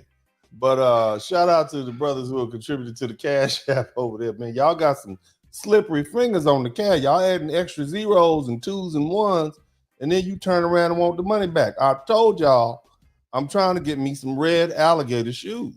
Okay? Uncle D loves his gators. I can't wait to whip. I got some green alligator shoes that I'm gonna wear to the 4.0 Black Manosphere Conference. Somebody type green gators in the chat room. I'm gonna be out there a full-fledged size 15 wearing alligator leprechaun color shoes. Okay, and if I can find me a Cadillac, okay, with some swangers and Vogues on it, with that great, with some green paint, I'm gonna rent that with my green gators. All right. So y'all can't keep asking me to send these super chats and cash apps back. I ain't gonna do it. I ain't gonna do it. I am not refunding not one more cash app. Praise God. Hallelujah. Somebody type praise God in the chat room. Praise God. That's like putting the money in the collection plate, then say, Pastor, I think I gave you too many ones. No, you didn't. You gave me the number of ones that the Lord wanted you to give me, and I'm going to do the Lord's work and hold on to him. Hallelujah. That's right. I need to get me some green gators. Y'all need to up these super chats. But anyway, like I said, fam, if you got a difficult partner, you just have to work with the situation. And at the end of the day, if your baby mama shows up or your son shows up at the front door at 16 years old, you can't turn your son away. That's your time. And it may be difficult. It's going to be hard, but you got to deal with it. If that child's mother purposely misled that child and filled that child's mind, eventually the truth will come to light. It may not be in your lifetime, but eventually you will be vindicated, and your child will know who the better parent was and will know your story. You just keep on living and being the best person you can be and don't have any animosity, okay, towards the child. The child is innocent. The other thing is you need to be patient. It's hard. You want to be able to say that lying, raggedy, rascal, low down, dirty broad did this, that, and you can't do that. They will see for themselves. Trust me. That's how life is. Your son, let me tell you guys some more biology. And did y'all like that biological lesson, the environmental estrogen? Did y'all like that? Yeah, for you all who don't know, I was about 13 hours short of having my PhD in environmental molecular toxicology. I was working on a master's degree in biology, a PhD in environmental molecular toxicology, and a PhD in environmental planning all at the same time. And I was about 13 hours away from getting my PhD, one semester away from getting my PhD in toxicology. Plus, of course, I had to write a thesis. But the bottom line is, I have that education and I rely on it every now and then. But in this situation, understand it, and I tell this to my children, your children get their intelligence capacity from their mothers, but they get their temperament and their character, those characteristics, from dad. So even if your son lives with his mother, he's still going to be you. He's still going to perceive the world in the same way you do. He's going to have his dad's temperament. You got a hostile, upset, Pookie, Ray type father, you're going to pretty much have a Pookie and Ray type son. You got an aggressive, overly masculine father, that son is going to be, that's why these ladies choose that. They choose those men for that reason. Because those type of men, typically aggressive and masculine, are more likely to be able to survive in the environment. If you're a cool, calm, collected sort of dude, your son has that capacity. His intelligence typically comes from the mother. And I hate to say this, there's a reason why these little white kids test higher. These little half white kids with their little white moms test a little higher than our regular little black kids. They get that intelligence from their mom. And for the most part, if you look at on par, on average, white Europeans test higher on these intelligence capacities, sort of. It's just the truth. It's just the truth. You can be mad at me all you want, but for the most part, you can be mad, but check the stats for yourself. Nevertheless, that child has your temperament. And so that child is going to not want to deal with the same things you did not want to deal with when it comes to mom. And eventually that little boy of yours is going to realize who his mother really is. Like many of these young men have on the internet. They can tell you horrible stories about their moms when they were children that they didn't understand, and they gave her the benefit of the doubt because they were blinded by the love that they had. Now, that being the case, would you all like to move on and get my take on dealing with little girls? Because Uncle D plans on having 2 little girls. Would y'all like to hear my take on how to raise little girls so they're not thotting it up? Would y'all like to hear that? I'm speaking theoretically, but would you all like to hear that? Let me know. You want me to talk about girls? Huh? Would you all like to do that? Yeah? If you would, hit the #1 button. If you want some advice on raising little girls, how a father like me, a very masculine, disciplined dad, who's done great jobs with boys under trying circumstances. Would you like to hear that? Let me know. Hit the #1 button. Where the ladies at? Would you like to hear how I would raise your daughter if I was that daughter's daddy? Well, the input I could have in it, because again, women need to raise their daughters. So that's why not only do you have a woman you can cooperate, but you want to have a child by a woman who's a good woman. Again, that's why a lot of men are traveling overseas. If you guys want me to talk about that, you're going to have to contribute to the super chat. I need another 20 super chats. And I'll talk, but y'all going to have to make the promise. If you promise to get me to 20 super chats and get me another 200 subscribers this week, you make that promise, I'll start talking about it, because I've given this a lot of thought, just like I gave a lot of thought to raising sons. So I want to see promise in the chat room. Y'all making a promise. We family out here. I'm Uncle D. Make a promise. I'm serious now. And I hate to do y'all like this, but y'all doing me dirty. Y'all do me dirty. I see these people who just start these channels and they got all these subscribers, and here I am having this major influence, not just on the YouTube, but on, society. People look at this channel. People look at what we're doing here. And for the most part, I am the only person on the internet that strictly advocates for black males against all odds. And you don't see me up here sniveling and crying either, like Van Jones. Yeah, you don't see me doing that. I represent us well. My sons represent us well. So you guys make that promise to me and I'll talk about it. Okay? Make that promise, but you guys got to make sure you subscribe, hit the super chat. And this also goes for people who are watching this on the rebroadcast. So here we go. Now, as you guys know, culturally speaking, my wife now is Afro-Latina. Her family's from the Dominican Republic. Okay? Now, she's not perfect. I'm not perfect. But one thing I do like is culture. Culture is like programming. Culture is like programming. Culture is like the programming in your computer. And for the most part, people can't really get around their programming.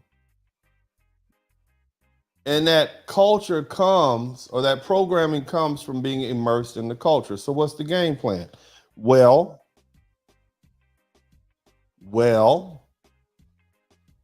if I have 2 little girls, and that's the game plan, then at some point I'm going to need to immerse those 2 little girls in the culture that teaches them to be submissive, to be cooperative with the men. Now, how do I do that? Well, I got a good partner who was raised in that culture. Even though she was born and raised in the United States, she still has those Afro-Latino parents, and that's part of her culture. The women cook, they serve the men. So what does that mean I need to do? That means when I have little girls, just like I emphasize those masculine traits in my boys, lifting weights, doing martial arts, I need to emphasize femininity in my daughters.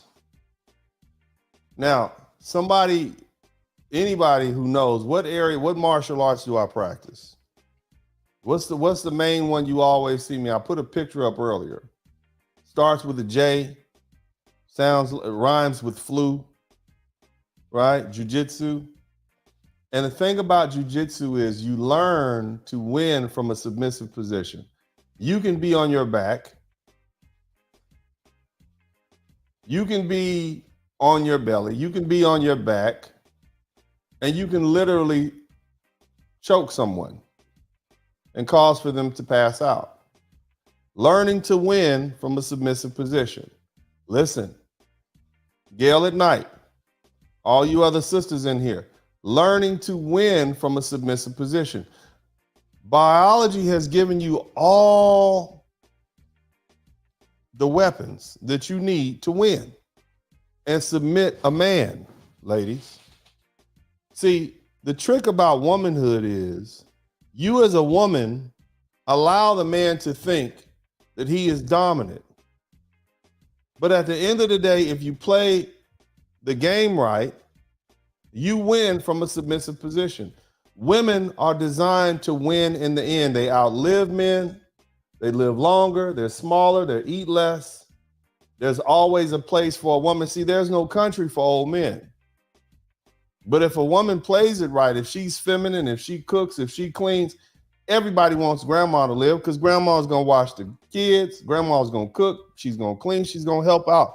There's a place for her. There's no place for these combative, thick-necked, hard-headed modern women that we have. I don't want that type of grandma watching my kids. You out there with thongs on at 65 talking about you looking for a man. No. Somebody type no in the chat room. But a submissive woman always has a place. So how do we teach our children? Shout out to Johnny Vegas. How do we teach our daughters how to be submissive? It starts with having a woman from that sort of culture. Now, I have sons. I explained to you all earlier, even when my sons weren't really lifting heavy weights, they thought they were. So one of the things we're going to do with our daughters is our daughters are going to be in the kitchen. Now, they're going to be some limited physical fitness and stuff like that. But for the most part, they're going to be helping mom. When mom gets up at 5, 6 o'clock in the morning and cooks breakfast for the family, she's going to drag them up out the bed. Now, some of you women are angry right now. They're shaking their head right now. I can't believe that. Yes, my 2, 3, 4-year-old daughters are going to be in the kitchen helping their mom make breakfast and lunch and dinner. And then they're going to serve me and they're going to serve my sons. I said it. Somebody type winning from a submissive position. This is probably the most controversial thing. I'm sure there's some feminist heads out there popping right now. Yes, my 3, 4-year-old daughters, is 2-year-old, 1-year-old. They're going to be helping their mother in the kitchen at 4 or 5 years old cook, or at least they think they are. They're going to be cleaning up the house. At least they think they're going to be doing that. Why? Fellas, if you got a woman at home that's cooking and cleaning and she cooked 3 meals a day, every day, and it's good, where are you going to be every day when that food hits the table? Where are you going to be every day when that food hits the table? Breakfast is served at 7:30. Where are you going to be? Even if she brings it to you in your bedroom, brings it breakfast in bed, you're going to be in that bed at 7:30. Or you're going to be at that kitchen table at 7:30. At lunch, you're going to be at that lunch table. At dinner, we know where you're going to be. So she don't have to tell you to be home. Larry, where you going, Larry? I'm going to hang out with the fellas at the bar. No, I'm not. I'm going to be home eating these barbecue baked ribs that you cooked. That's where I'm going to be.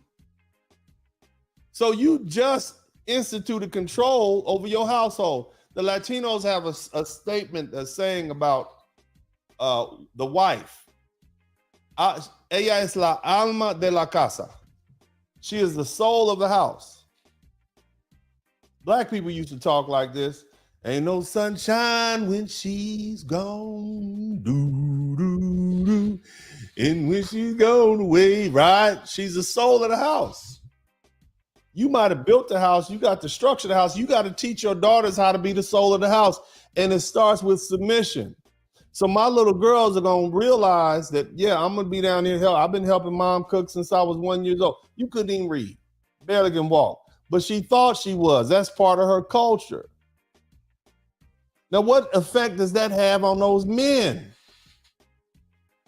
Your little sister been cooking and cleaning and whatnot for you since she was a little girl. Oh, can't nobody say nothing to her. These men in your life, in your family, and I tell my woman this all the time, you are a successful woman. You are surrounded by 4 dominant, strong, masculine men and boys that you cook and clean for, and whether you realize it or not, you rank very high in their value system. Nothing can happen to her. We got to keep her safe. What? She made steak tonight. No, we got to keep, these ain't even your kids, but they some other woman's kids, but you cook better than her. So they over your house. They want to eat what you cooking. Lord Jesus, when my lovely lady of ex-wife found out my current wife is over here making oxtails and cornbread and fried chicken like she was raised in somewhere in Alabama, Mississippi. She is well protected. You can't tell her nothing. I don't even have to be there. So the same effect is going to happen for these girls. It's not hard raising a little girl. You can have all the education, that's great. You can be cute, that's great. But if you can't keep men around you, you are going to be uncovered. Somebody type uncovered in the chat room. Somebody type uncovered woman in the chat room. You are going to be uncovered. Your own brothers and fathers don't even want to cover you because you're so difficult to get along with and you don't bring nothing back. Let me tell you something. Let me speak to you. Let me speak honestly. Ladies, you can erase a whole lot of errors and flaws about your character if you cook. If you cook good and you keep a clean house, half of these dudes will take you if you weigh 200 pounds. You don't even have to be that good looking if you cook and clean, baby. Be a cooking, cleaning woman. Hell, you ain't even got to be that cooperative. If you cooking 3 meals a day and you keep a clean house, he might deal with you just because he like your cooking.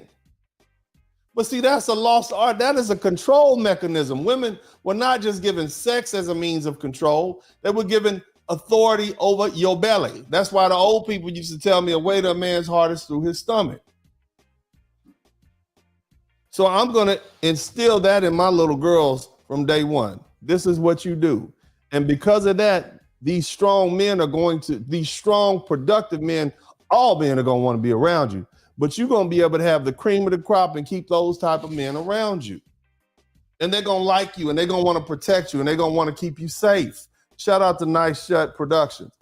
These ladies know I'm telling you, see, y'all all needed a daddy like me, but you didn't have one. Shout out to my man, Johnny Vegas.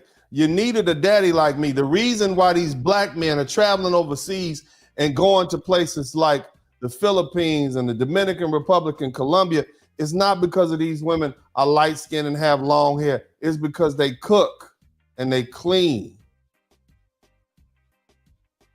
Cooperative, fit, feminine, all of that, that's great. They cook and they clean. These men, ain't nothing like warm, it's nothing like a good food being cooked in the house. I'm trying to speak to y'all and tell you the truth about how men think.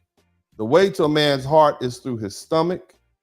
And if you want to hold on to him, you keep a peaceful home. And the key to keeping a peaceful home is having it orderly. And having it orderly means it's clean. And you're not walking through the front door stumbling over shoes and bad kids. That's the way you keep a peaceful house. You keep an orderly house. You keep a man well fed. You know what he is. You don't even have to be that good in bed, ladies. You don't have to be a size 6. Shout out to my good brother, Kevin Samuels. You can be a big old gal and keep a man. So now I've explained to you that I'm going to teach my daughters to be submissive and cooperative with the men around them, starting with their brothers and myself, their father. And that's going to carry over into adulthood. Okay? They understand what it's like to be around a dominant man, and really all we got to do is keep them fed and do what women naturally do, and it's no problem. Now, what's the other things I'm going to do? We're going to stress physical fitness. I already told told my lady, look, when you wake up and exercise, they need to be down there with you. They need to do it. Why? Because you fellas, if you got a woman who cooks and cleans, but she 200 pounds, like, well, I'll take it. But if you got a woman who cooks, cleans, is submissive, cooperative, and she about 130 pounds, 5'10", 5'11", 5'8", whatever, we're going to be able to get rid of them, okay? We're going to be able to get rid of them. And the other thing is, and again, this goes along with that, not being afraid to allow your daughter to play competitive sports, whether it be volleyball or any of those sort of things, and you be there and you watch their diet and you tell them, hey, sweetheart, your best years for being able to attract the best, most successful man is going to be between about 18 and 25. As a matter of fact, my lady has already told her she's going to instill in them from day one. The little boys your age are your peers. They're not your husbands. She's let me know that, hey, at the point where they get 18, she's going to let them know you need to be looking for a man who's 35, even 40, who's established himself, who's successful, so that when you get out there, be 18, 19 years old, you don't be getting roughed up in the streets by these 18, 19-year-old boys. No, we're going to get you married and get you out of here. It's not that hard to raise little girls. Boys are a lot different. They have a lot more to navigate. Little girls, nah. They don't have to do much. You're born a woman. All you got to do is not mess it up, ladies. You're born with everything you need. All you need to do is not mess it up. That's why I spent an hour and a half explaining the complexities of raising little boys. These men have very low standards. If she fit, feminine, cooperative, she cooks, she cleans, and she in good shape and keep a clean house, she's gone. You're going to have men beating down the door to get your daughter, especially in what we're dealing right now. It's not that hard. I don't see how we are failing our daughters. The worst thing African-American women could have done to their daughters is tell them they don't need a man. That's the biggest curse that you've laid on black girls. I'm talking to you sisters. I know I love you, but you're going to hear this truth. You laid upon them that they don't need a man. They are the men. So they're masculine, they're domineering, as opposed to teaching them how to win through submission. You win with what you got. You didn't have to go out and buy a boat. All the man saw you cute. You came on the boat. All you got to do is be less than 140 pounds damn near and smile. That's why they call women human beings. Because your mere presence is sufficient. And they call men human doings. You got to actually do something. That's why I tell you, brothers, it's greater later. Somebody type is greater later in the chat room. You actually have to develop yourself and go time and be tested and get money and get success and be known in the community for being successful and achieve something. And then the respect that you gain from other men is what increases your social status, and other people look up to you, and women want to be with you, and fellas want to be like you. You got to do a lot to be a man. But for a woman, all you got to do is be slender, cooperative, and cute. And if you can cook and clean and you submissive and you know how to keep a peaceful house, you can have the best man on the planet for that short time period. And you need to capitalize on that. And you need to make yourself so valuable to that man, he could never contemplate leading you. There's no other woman in the world he would never. Men are like dogs in that regard. They are loyal for life. Loyal for life. You feed them, you take care of them, even in your darkest hour. If you get a man that's halfway decent, he's not going to leave you for some street meat. Somebody type street meat in the chat room. You've been cooking and cleaning for that man for 10 years, and now you got fibroids. You got cancer. He's not going to leave you. Not a decent man. Not a man who's become, because you are his comforter. You are his everything. That's what you ladies need to understand. You have everything you need, but you gave it away. These white women said, yeah, black woman, you don't need a man. And then they kept a man. And now they got some of y'all men. And you the only woman out there with no man. Because you believe the lies that they told you. Listen to me, ladies. I'm telling you the truth. It's not hard to raise little girls. Now, I still want my daughters to go to college. That'll keep that man honest. Yeah, she's going to go to college. We're going to pay for that. But she's still going to be fit, feminine, quiet. I don't care how many degrees you have. You still going to serve your father. You still going to serve your brothers. You still going to serve your husband.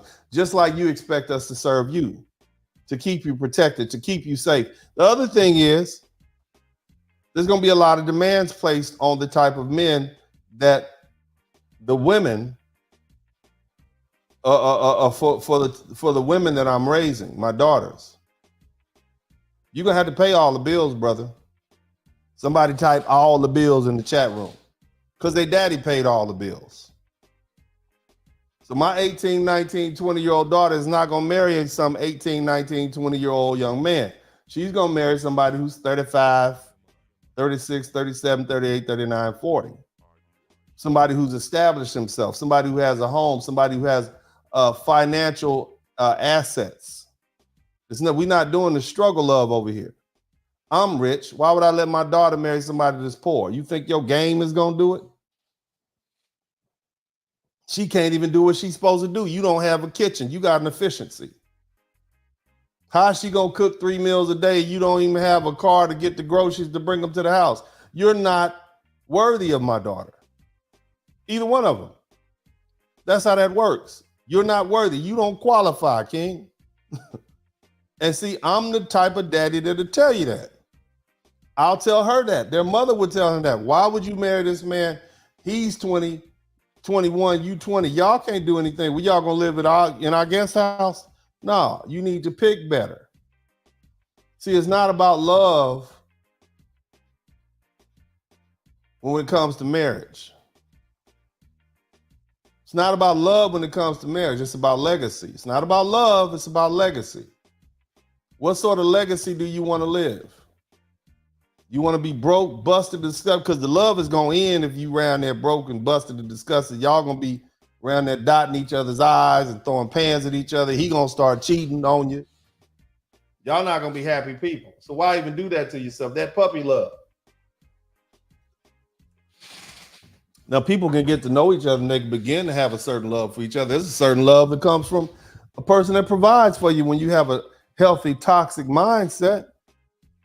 You love the person. That's why kids love their parents, because the parents do stuff for them. They feed them. They take care of them. It's natural for a human being to develop love and respect and admiration for a person that takes care. It's not complicated. Are y'all listening to? Are you guys getting some good game tonight? Are you beginning to understand? This is the culture that I'm going to raise my daughters in, so that they will be the type of women that you would want your sons to marry. And some of you brothers who are out there at 20 years old, in 40 years or in 20 years, you're going to be happy to see somebody like my little girls out there when they 20 something years old, 21. Golly, beautiful. They cook, they clean, they're cooperative. They're not out in them streets, no tattoos.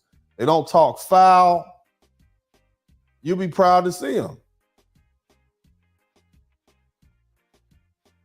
I'm just saying, I know after this broadcast, I'm going to be a misogynist, oppressing women, all that. And let me tell you something else. I tell all my children, I can't wait till you don't do what I say do. I look forward to you telling me I'm not going to do what you say do anymore, Daddy. Why? Because that means my obligation is up. You grown now. Somebody type, you talk grown, you grown.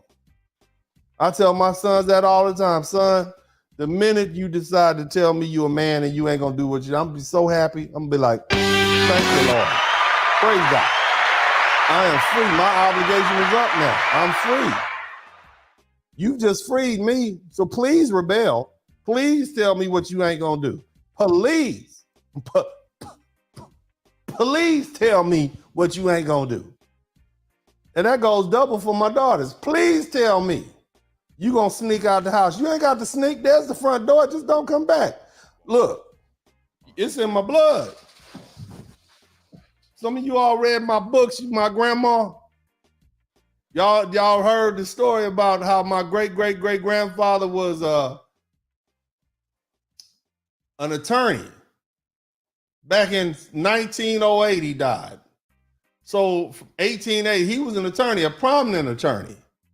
So y'all like, well, how did you end up in the hood, Uncle D? Well, my great-great-grandfather left his family a lot of money. One of his daughters married a prominent preacher. That was a good relationship. They had 3 daughters, 3 beautiful daughters, okay? One of those daughters got married twice, one to a very wealthy man, another to a second wealthy, because, you know, them people used to get, old people back in the day, you get married all the time. They had walking me. Married this one, married that. But she married 2 rich men, had 2 kids, one for each man. Then around about 22 years old, because remember, they used to get married young. Then around about 22 years old, she met a man named Teal, okay? Somebody type Teal in the chat room. She met my great-granddaddy, whose real name was Eddie. She met Eddie Teal Williams, and he was a gambling, fighting, shooting, getting in and out the penitentiary type dude. And she ended up with him, and her daddy, who was a preacher, a prominent preacher in Mississippi, said, if you marry that man, I'm going to disown you. And she decided to marry that man, had 8 kids for him, and lo and behold, he disowned her. So she grew up in what would be considered a middle class, upper middle class household, and end up picking cotton in Tutwiler, Mississippi, because she wanted to lay down with a thug. Ain't that something? Messed it up. Love my grandma, beautiful woman, but I always thought, golly, grandma, why are your kids? And then I'm talking about my aunties, and why are they so raggedy and what all the Donald Duck orange juice and Domino's? So golly, they so violent around here. They weren't even like her. She was raised upper middle class with upper middle class values, had plastic on the couch, always had a wig on, had a piano in the living room, had a hard life because she decided to marry a man who was below her social status, who her father didn't approve of, and who caused for her to get disowned. So here I am, a generation later, 2 generations later, picking back up where my great-grandfather would have wanted my grandmother to be. But she made a decision. So let me tell you something. For my own daughters, shout out to Chad Sanders. For my own daughters, who ain't here yet, you go marry one of these thugs if you want to. You'll get disowned too. And we'll direct those resources to the other young girls in the family who will follow and do what daddy says do. And focus on the legacy and not love. Listen, legacy over love. Listen to me again. Legacy over love. And let me bring this on home. It's a lot of you black men out there who love black women. You still do. But you dating women who are non-black. Or maybe they're foundational, maybe they're not, maybe you're foundational black American and they're not. Why? You love them. I know you brothers are proud to see black women win in the Olympics like that. It made me proud.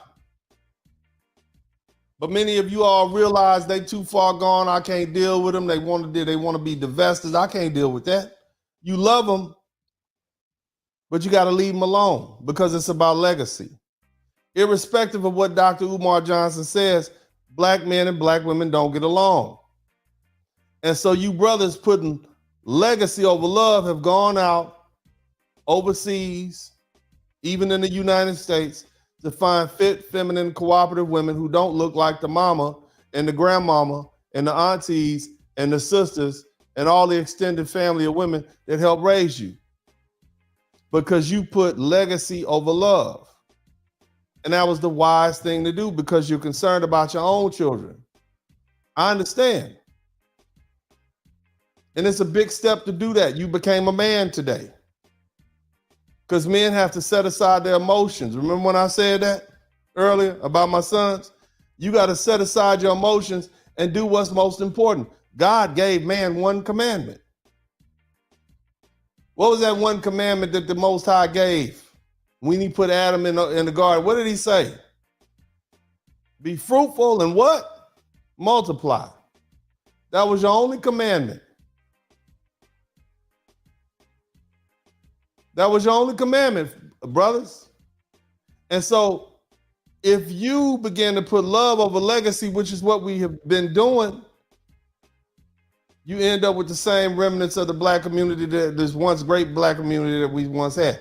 That's where we at. So brothers are like, nah, I'm gonna go find me a woman who's gonna make a good wife and some good children, healthy children from a decent culture. You putting legacy over love because you want your children. Many of y'all haven't had kids. Is it somewhere between 48 to 50% of black men don't have children and aren't married? Your legacy is gonna die with you. And some of y'all are okay with that because you have no idea how to raise children. Didn't have good fathers. You don't know how it is to be a father. You don't know. You like hell with it. But most of you guys, I'm gonna be honest with you, when you get 65, 70 years old, you're gonna regret that. You're gonna see people like me in the backyard with our grandchildren barbecuing, sitting in a big chair, and you're gonna regret that because you're gonna realize you have no legacy.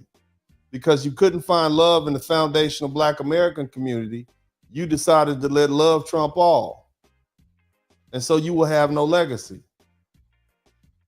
And I'm telling you that's not healthy, in my opinion. It's not healthy. Put your legacies first, fellas, especially with your daughters, because your daughter is going to be your heart. And the last thing you want to do is see her fail. So do those things. Don't follow what the matriarchal doctrine says do. Don't tell your daughter she's equal in every regard to men.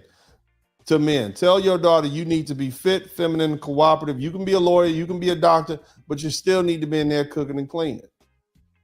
And if you ain't cleaning, you definitely need to be cooking because you might hire a maid, but if you got somebody else cooking, your children are going to get used to that person's food. That's what happens. Smart women are very possessive about where their man eats. A good woman is never going to let her man leave her house hungry and go somewhere else and eat because she doesn't want her sons and her man to get used to eating other people's food because they'll start liking her food, that other woman's food, more than her own. That's why it's always a competition. Back in the day would be a competition between women. Who can make the best potato salad? Who can cook this the best? Who can do that the best? What the men are going to eat. That was a contest of femininity. Just like men do a contest of strength. Who can run the fastest? That's your control right there. Ladies, you are submissive, but you win from a submissive position. It's the reason why white women or women in general hold more wealth in America than all the men, because men die earlier and women win in the end. But ladies, you've been taught how not to win. My daughters are going to be winners. Praise God. Somebody type hallelujah, hallelujah, hallelujah. We're going to take a quick break. We need about 8 more super chats. If y'all want to continue this conversation, I believe I put the link to the chat room in. If you want to come on in, we'll chop it up for a minute. Brother Spurley met his fiance in my mixed group, and she was doing her thing, Ivy League educated, beautiful sister. He's a successful attorney. Now he's like, shh, that's my wife. I'm gonna put her through law school. She's gonna become an attorney at my practice. That's the kind of shit I'm talking about. I want to call you back to the sister that called into my show who said when I first listened to you, I didn't like you. Yeah. Shout out to the late, great Kevin Sam. So the link is in the chat room. If you guys appreciate what I've done, if you like what I've done, if you've learned something, make sure you subscribe to the channel. Make sure you contribute to the super chat. We had a little uproar earlier. Somebody donated $2,500, but turned out it was an error. I meant to donate $5, Uncle D. So I gave him a refund. I appreciate that. I only want what you guys mean to give me. You understand what I'm saying? I'm not like these. Some folk wouldn't have sent it back. I only want you what you want to give me. You understand me? So I appreciate y'all giving me what you got. Ladies, if you want to come in and talk to me, maybe you want to critique me about my ideas on raising little girls, you come in. Fellas, if you got daughters, you got sons, you need advice, come on in. The link is in the chat room. I'm going to give y'all a little chance to come on in. What we'll do is, listen, we got somebody. We got a couple of people. Come on, let's fill up the chat room real quick. Let's come chop it up. Let's come on in.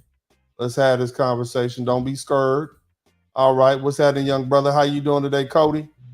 All right, man. By my father right now, man. Okay. So what did you learn tonight? Maybe you learned something new about your father. Maybe you learned something new about yourself. What did you So learn tonight? what I've learned, and I even learned before when you said that about being with somebody instead of just being with somebody black, you can be with somebody just decent. My grandmother said the same thing before she died. And I remember when I was in San Diego, coming from Hawaii, just handling business for a couple of days and then go back to Hawaii to work Mhm. back on the ship at the time. And she told me, it doesn't matter what type of woman you get, long as she's decent. She don't have to be black or white. And Mhm.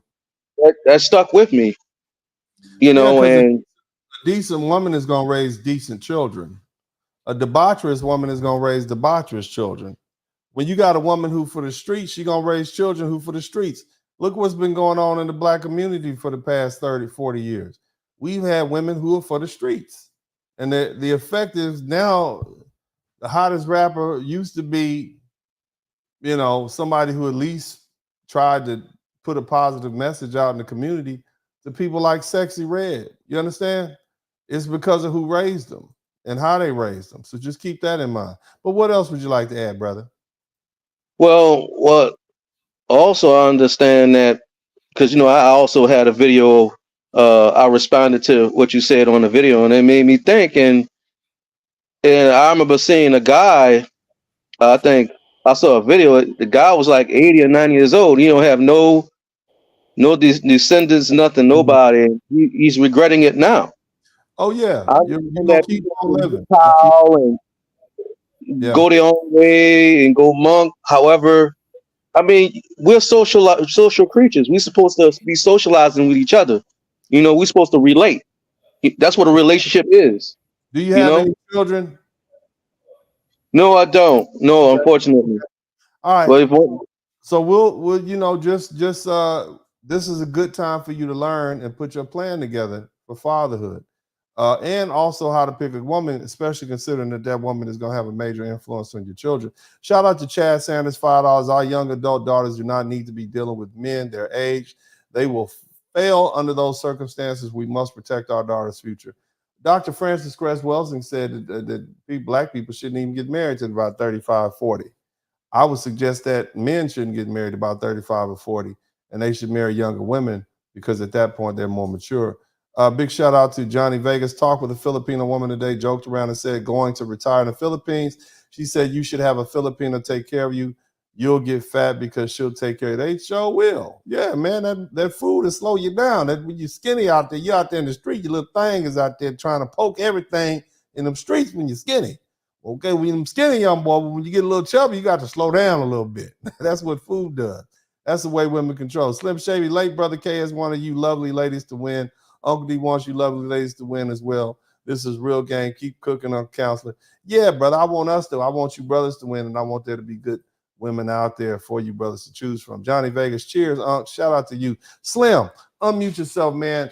We've talked a lot about Black Fathers Matter and why, and I went into some things. Has there been anything that's been helpful for you, maybe help you understand your father better? Help you, maybe, I don't know if you're a father or not, has it helped you understand fatherhood better? Go ahead, shoot, tell us. Well, first off, this is a really important conversation for Black men to have, because I do think that we need to be a lot more deliberate about how we go about rearing our children, right? So I grew up with a mother, father in the home. And I feel like for the most part, we were kind of left to our own devices after a certain age.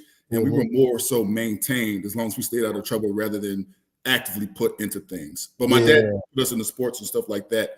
But like most of the important stuff that I had to figure out later on in life, I had to pick that up from other folks outside the home. So I think this is great. I'm not saying that there's one way to raise all your children, but I do think we need to be a little bit more deliberate about how we go about rearing our children, girls especially, but especially for the boys, because they've got a much tougher lot in life that they need to go through some sort of a gauntlet first. Because there used to be these such things as like manhood training for little boys, like the age of 13 and stuff like that. They take them out to the woods and do all kinds of stuff with them, just try to build firearms, build a fire, and do stuff like that. And I don't think children necessarily get that today. They're on their phones all day. They're on TikTok dancing in videos. And I don't know really where they're going to get their manhood training from, but may God help them. That's all I can say. Brother, you know, you hit on a couple of points. Somebody type Black Fathers Matter in the chat room. You guys type Black Fathers Matter in the chat room. Come on, fellas, type Black Fathers Matter. You hit on a couple of points. I come from the position of parenthood that does not leave things to chance. I tell my children how they should think and what they should think and what their priorities should be in this society. You should, as a man, your priorities should be your physical fitness, your financial fitness, your mental and your emotional development. You should be focused primarily on acquiring wealth, power, and resources, even beginning at a young age. That's why I have them working at my office. This is where you're going to work if you choose to. If you choose to do something else, that's fine, but you're still going to be able to take these character traits wherever you are. Okay. The other thing that you hit on, oh my God, you hit on something else, man. Being more involved. What was that last part you were talking about? I think you mentioned golly. I was talking a bit about how back in the day, like older gentlemen would come and get the young kids and they would take them like to go hunting. It was some sort of like it's kind of like how gladiators, not gladiators, but like. So when you study some of the ancient African civilization and the tribal men, they would take the boys at a young age and separate them from the women, and they would put them off with the men, and then the boys would come back sometime later. He'd be a man. He'd have his own hut, and all the women in the community had to bow down to him. There are stories about that. When you look at ancient Greece and you look at the Spartans, at about 5 or 6 years old, they would separate the boys from the mothers, and in fact, they would keep them isolated, and they would have to be off learning to be warriors. What I did with my sons is I basically put them through something like manhood training. And it consisted of them having to get different belts in martial arts. I would take them out and do different tasks. It taught them to be task oriented. It taught them to have goals. It taught them practice. It taught them repetition. It taught them mental. Even sitting there trying to focus and shoot a bow and arrow in a dot, in a board 50 feet away. That's hard for a 6 or 7 year old child, but it teaches them to concentrate. But again, I patterned what I did after these ancient societies who had all these masculine men. And I did it specifically, and I overdid it because of the onslaught of the rainbow influence that we have that tries to effeminize black men. You see what I mean? So there's a rhyme to my reason. Y'all type Black Fathers Matter in the chat room. Ain't no reason I should not be getting more people active in the chat room, brother. It's just a sad situation. This is a wonderful topic, but it might be just because it's late. But I'm happy about having the people that I have here. Cody, what else would you like to add to this conversation, brother? Well, you know, it's good to, like, I also had that similar thing. We had Boy Scouts coming, you know, when I was coming, you know, around, and unfortunately I didn't attend it, but that was a good thing, especially when you went to church, to certain churches, and you had certain churches, then they had, you know, certain manhood things with the men at the church at the time. See, now I don't know how it is now, but when I was coming up and growing up in a Christianity, you know, the church household, whatever, with the church, and they always had a thing with the men, you know, and they have Bible study with men, and pick up your Bibles and you study with the Bible at the time. And I don't know, like I said, now it's a whole different story now. That's great. That's great. But what if we can get men doing masculine things with our sons? See, instead of having a Bible school teacher, I had a Shotokan sensei. You see, instead of having a Boy Scout, I had a jujitsu professor. So there's nothing wrong with the Boy Scouts, and you know we could do that's good too, the interaction. But why not have them interacting with other strong men? You see what I mean? Dominant. I'm speaking rhetorically in that regard. And so what I'm saying is, fellas, don't leave it up to chance. Don't be the father who drops his kid off at football practice and gives the job of instilling masculinity into his son to some other man. You played a part in that. You have to have a crucial role in that. Again, you have to be, I've been called an aggressive parent. Okay, I'm an aggressive boy. You're gonna get in there and you're gonna get that SAT score up aggressively, but I'm willing to pay for it. That's what I mean. Don't be the type of parent that puts demands on your children and then you just give them no resources to try to execute those demands. Y'all type Black Fathers Matter in the chat room. Slim Shady, what else would you like to add to this this thing, man? I think that last point you made was like very poignant. You know, I grew up in a household where both my parents had gone to college, but they were pretty much working class folks coming up, so they didn't necessarily have a lot of time.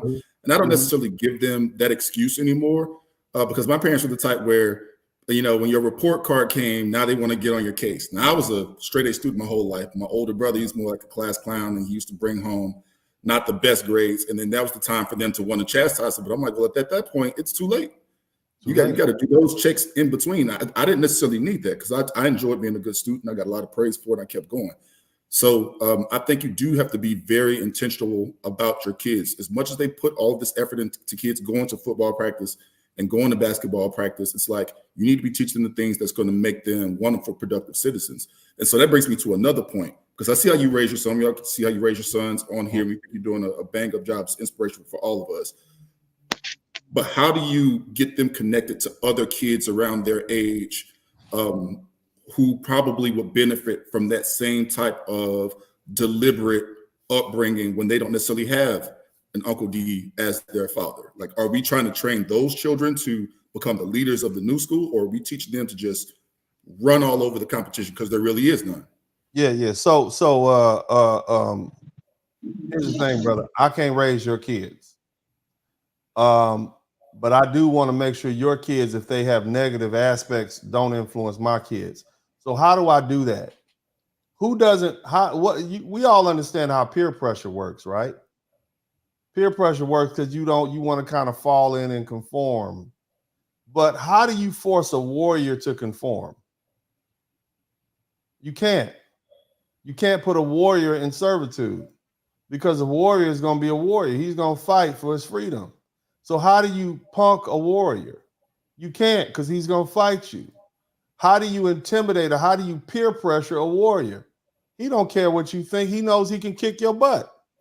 So by raising my sons in these martial arts, even before they even knew what martial arts was, they already realized they're stronger, tougher, and can fight better than most of their peers. So their peers don't really influence them. They influence their peers. They're the dominant men in that area. You see what I mean? You see how that works? So I'm basically inserted young boys with a warrior. And you guys, if you ever interacted with my sons, they're not the typical kids. They don't whine, they don't complain. They're hard dudes. At 15 and 7, they are hard dudes. They think clearly, they've had to deal with consequences. They're the type of man you'd be like, okay, that's a grown-ass man right there. You see what I mean? And because they give off that vibe, we've never had any issues in school. They don't give off any issues that this is the person that we can intimidate. The football players don't give them a hard time. They just leave them alone. You see what I mean? The bullies don't give them a hard time. They just leave them alone. So when it comes to the influence that other children have on my sons, I tell them all the time, whatever you did, you didn't do it because of peer pressure. You did it because you wanted to do it. Because can't nobody up at that schoolhouse whoop your ass. So you did it because you wanted to do it. You see what I'm saying? And so that allows me then to put pressure and responsibility back on them for comporting themselves as young men should. And so, yeah, man, rites of passage, you right on point with it. What I'm going to ask you guys to do, man, is this. Fathers, future fathers, put some thought. First of all, learn who your children are. Every child is different, but there are some things that each one is going to need. If you're dealing with boys, they're going to need to know how to be masculine. They're going to need to know what masculinity is. They're going to need to know how to control their emotions. They're going to need to know how to abide to authority. They're going to need to know how to follow instructions. They're going to need to fear you, because that fear that they have for you will transfer into society, to the greater society, when it comes to fear of authority. And that's going to be something that saves their lives, and going to be allowed them to operate in this society without without those rebellious inclinations that oftentimes cause young boys, especially, and young men to do stupid things and lands them in a lot of trouble. When you're talking about girls, hey, look, man, it's a lot of traps out there for them little girls. It's a lot of streets out there for them to walk on. You don't want your daughter walking up and down the red light district street. You see? And look, I know you don't believe any man is worthy of your daughter. I know that. But somebody needs to marry her. Somebody needs to take a good, decent man needs to take her under his wing so that he can take care of her and get her out of your house so she can go off and have babies. Because if she don't have babies with a good man, she's going to have babies with a bad one. And then you're going to be dealing with you're going to be raising those grandchildren like you didn't raise your own children. Because that's where they're going to end up. Because you're not going to want to see your own child, your child's child out there in the street. So you're going to be an old person raising some young kids. So raise them right. And when it's time to let them go, let them go. But you got to give them the equipment that they need. Look, Black fathers matter. I can't summarize this conversation in 2 or 3 minutes. It's 2 hours and 30 minutes. And I meant everything that I said. We have a great reputation, even though they've denied our commitment to fatherhood. The studies show that Black fathers are the most involved. So we don't really have far to go. All we got to do is hold on to the championship, remain sitting on the throne, and everything else is going to fall in line. We are the most involved fathers in America, and we want to hold on to that. And kudos to you fellas for holding that title under all the disrespect and toxic statements made about us. Shout out to the brother. Somebody type BFM in the chat room. Black fathers matter. Somebody type Black fathers matter in the chat room. We should mean that. Hold that title, fellas. But in the meantime, look, I want to give a shout out to Cody Marshall. Thank you so much, Slim Shady. I appreciate y'all coming through. At this point, man, I done said enough. I've said all I need to say. I done said what I said. Y'all heard me. I repeat myself a couple times. And hell, I'm out of here. Shout out. Bam, I'm out.